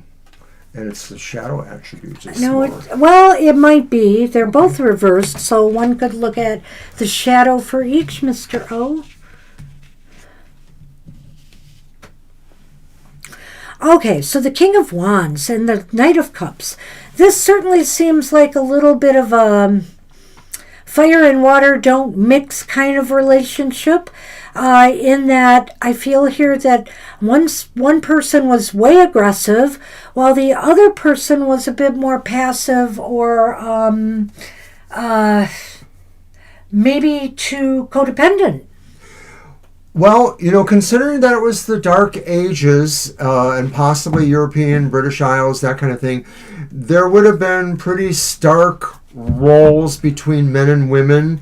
And I'm assuming that this probably does represent more of a traditional relationship with aggressive or manly man and maybe a woman who knew her place. Okay, I can't argue that. I think here there wasn't a huge age differential, but No. definitely one person seemed to dominate. And I think with the Knight of Cups, let's take a look at the wounded child here again just to see. I feel here that this person, this person kept grudges, and they really needed to learn how to forgive more, instead of holding a grudge. I just feel that because with the wounded child, oftentimes they desire to learn the path of forgiving others, but this person, they feel pretty self-righteous, and they really, when they are hurt or they are burned by somebody, they tend to hold a grudge. They get angry about it. I don't feel that there was any kind of prominence to their positions in life. They may have been just general people living in an area, and I don't think they were in charge of anything. So I do sense I agree with that. I do sense the feeling like maybe they have regrets about a harsh life, and so they did tend to take things out on people. It might have something to do with the way they brought up or just the conditions of their life. Hey, well, it was kind of rough working in those fields forever. It's really interesting. It's the Dark Ages, too. It's really interesting that we have the Knight of Cups reversed here with the hedonist shadow attributes. Because, of course, a hedonist is what? Loves life, the pleasures in life, right? When its shadow elements are in play, they maybe love it a bit too much. Whether they have an over sex drive, whether they have a drinking problem, they seem to have cups. Yes. So that fits the Knight of Cups perfectly. Well, the thing is that these were repressive societies too, if they were more medieval-ish, and so people weren't necessarily allowed to enjoy certain things, or certain things were more the province of the lord of the area. And so this person may have been a little bit of a malcontent because they had these feelings and they wanted to enjoy their life, but maybe it also got them in trouble, possibly. I don't know. I think like alcohol ran the gamut of, or different substances. Of course, there are probably different herbal substances and things that people use too. So I'm just saying, I think this person, let's just put it this way. This person had an addictive personality. Okay. And so whether it was to sex, whether it was their sex drive that was in overdrive, or other kinds of things that you can become addicted to, that was their failing. And this person's failing was they resented that, I think. Or it's possible because they got angry at little things a lot that this person resorted to escapism. Well, we have to keep in mind, too, that if it was the Dark Ages and maybe more in those European areas, there were strict taboos against some of this. So this was a secret inner life. Maybe the family knew about this person, but it wouldn't be the kind of thing that other people would know. They would try to keep it more secretive. So it could have that sense of attention going on in their lives, too. Okay, so let's move on to Theme. the theme. The red cards. Yeah, where'd I put them? Here. Oh, you got them. And you got one there. Is there any more? No. Okay. Nope. The theme.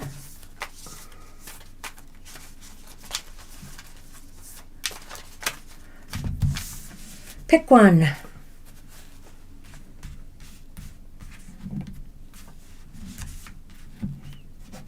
Okay, I got it. I see where you're going. It's different for a change. Good. I mean, some things can be similarities. This is about stability and instability. And I'm saying in the relationship. Yeah, okay. So stability and instability coupled with... Was this first? Yep. Coupled with the Mountain.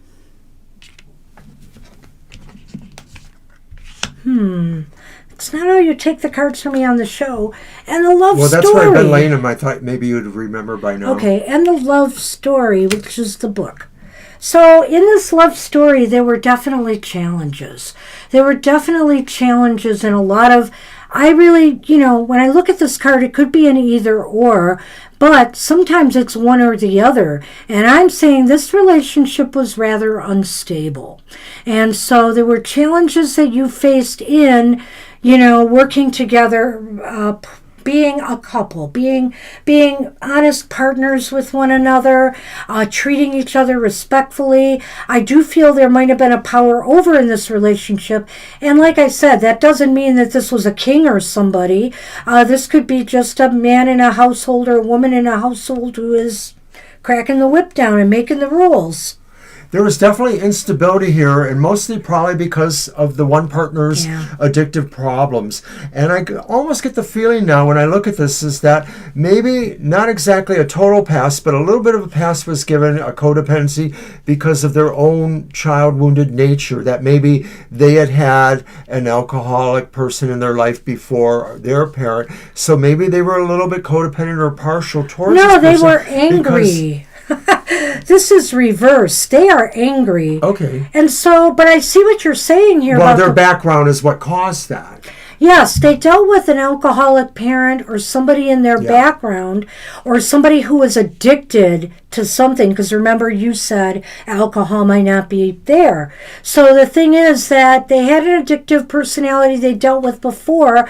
And so seeing this in their partner angered them. But part of the problem is that because this person keeps getting angry at every little thing, it caused them to be this way. A cycle. So I'm saying that, usually in relationships that fail, hey, it takes two to tango. Sometimes, one person is definitely at fault, but you can almost see here how one person's behavior could have caused this problem. So although this may have been a person that either from previous lives or from this life forward, there was something about them, that sense of a love of the life. There were just a lot of problems, and maybe there was karma involved. Maybe there was a reason from previous lives why this all developed into this life. Well, all of that being said, let me just say, I don't believe the relationship started out this way. No.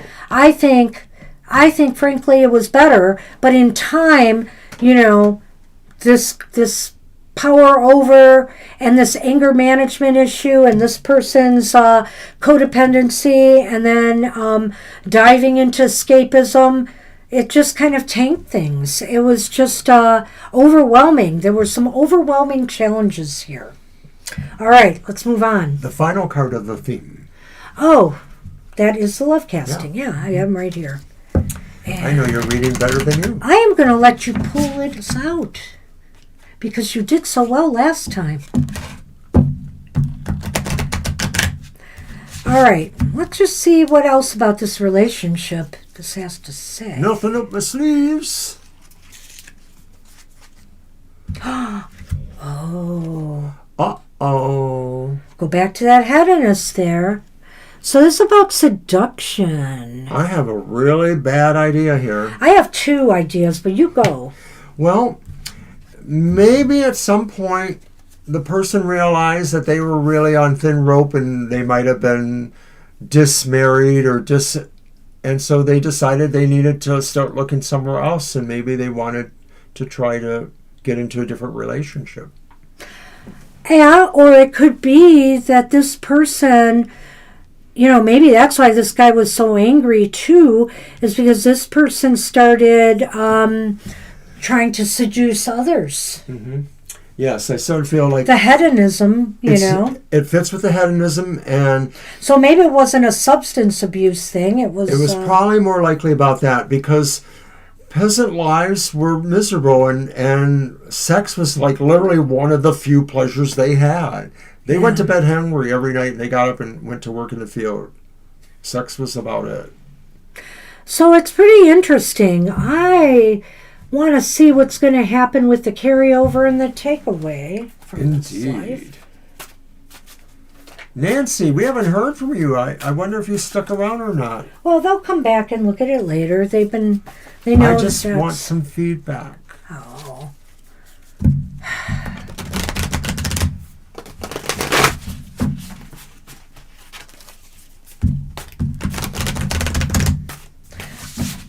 I'm hoping these cards are where we get some interesting message.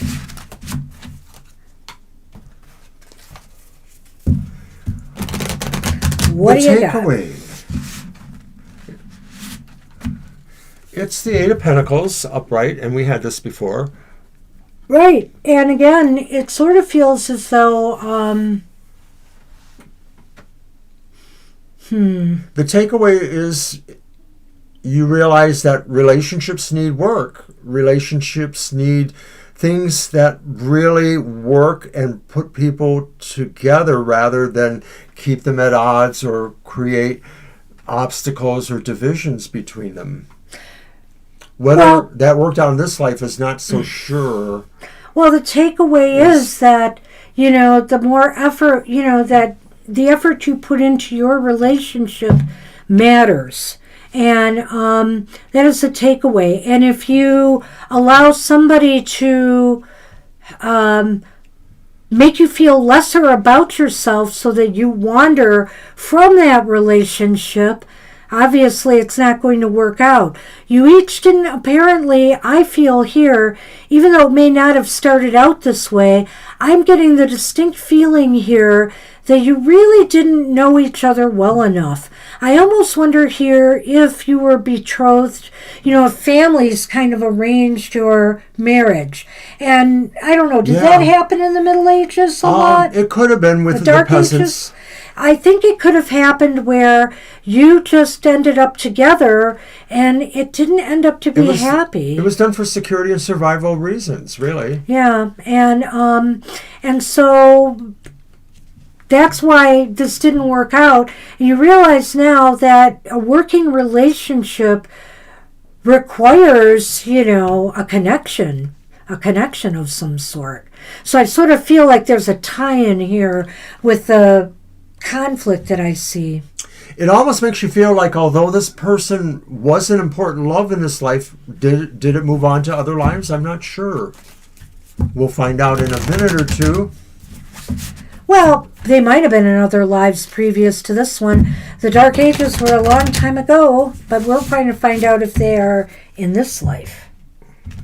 So this is now the takeaway. It's Gabriel. Communication. So again, I feel here with this communication card coming up again that communication is essential in relationships, telling people how they feel.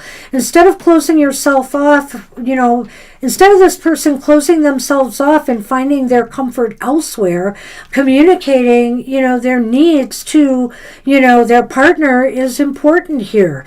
And and the other thing is to just lash out angrily at your partner, in this case, is not the way that healthy communication should go between couples. It seems like this person was very bossy and pushy and demanding and angry when, things didn't go their way. And so I feel here communication breakdowns like that makes or breaks relationships. Yes, it is. So you would have to rewind a little bit if you just came back. But it was pretty interesting. This is a tough reading, Nancy. It was We're just getting to the end some of the it. other ones. The communication thing in this life just indicates to me that you have to be really more open and trusting in your relationship and in your ability to communicate what your desires and your needs are in a relationship as well. And this was the takeaway. So this is something that you have internalized. This is what you did bring from that past life. And You're so, welcome. Your turn. One more card. Don't go away. Is this person in your life? In your life. Or were they? The life you have now in this time span. Or will they be? Or will they?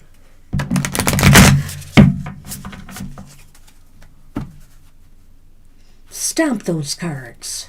It's your deck. You bet. They look pretty worn. Yeah, they are.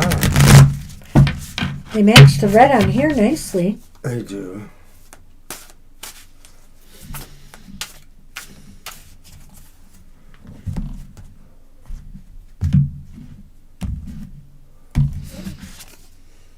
Wands.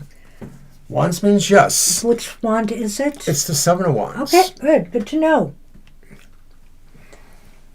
Wow, this is interesting to me. Depending on which person you were in this life, the person who was pushing the other person around or the person who was codependent, you're either, you will be in a position when you meet this person of, you know what? I'm going to draw a card here. I'm going to see here. Because when we don't come up with a court card, I look for one. Okay. So basically, this might give me a clue too. Well, the energy suggests standing up for what you believe in, standing up for what is standing up for your needs, your right. rights, your autonomy in a relationship. And it's positive. It's positive. It's almost as if whatever happened in this life now, you are, or I mean, it'll work this out. person, I mean, whatever, well, now you're deviating me from what this really is. It's about the person in this life and maybe your encounter with them. So let me see. Sorry. It's the King of Pentacles upright. So I almost get the feeling here that they may not be in your life yet. They might be, they may not be. But this is a very positive influence here, a person who seems to have their act together. That seems as though, they're very practical, they're very smart about money and material matters, and they're very kind and generous, unlike this person here who seems to have their own ego and best interests at heart. So could this be this person is karmically in this role here? Or could it be that it's this person, that this person has finally grounded and centered themselves and will be coming back into your life, and there'll be more power sharing here, I almost feel. I almost feel that the one in that life who did not have power, and I believe that's this Knight of Cups reversed here, will suddenly be the one that is more empowered and stronger in this life. Well, the Dark Ages are a long time ago, and each of you moving through subsequent lives learn things, and maybe ultimately, that whoever that person is does have a greater appreciation for what that life meant to them and what they could make themselves become. So I don't know. I can't help but wonder here if you weren't the aggressor in this life. I mean, I'm just going to throw that out there. Or if not, and you were this person, this is still relating to how your aggressor will come back. And they will be a much different person in this life. However, they're still going to stand up for what they believe is right, but they aren't going to be bullying about it. It's no more bullying behavior. It's more just behavior. It's a righteous behavior. Yeah, if that makes sense. So go ahead and watch the whole thing, and I hope it resonated. Thank you for coming. We and would coming love back. if you do leave us some feedback eventually. Well, good luck with that. And I want to thank everybody for the ones who stayed. Holy moly. And I see people have left by now. So I do want to thank everybody who came and got their readings. And maybe next year, we'll do it again. God is permitting, we will do it again. So take care, everybody. Have a great rest of your night or day. And we'll see you soon. Bye-bye. Bye-bye.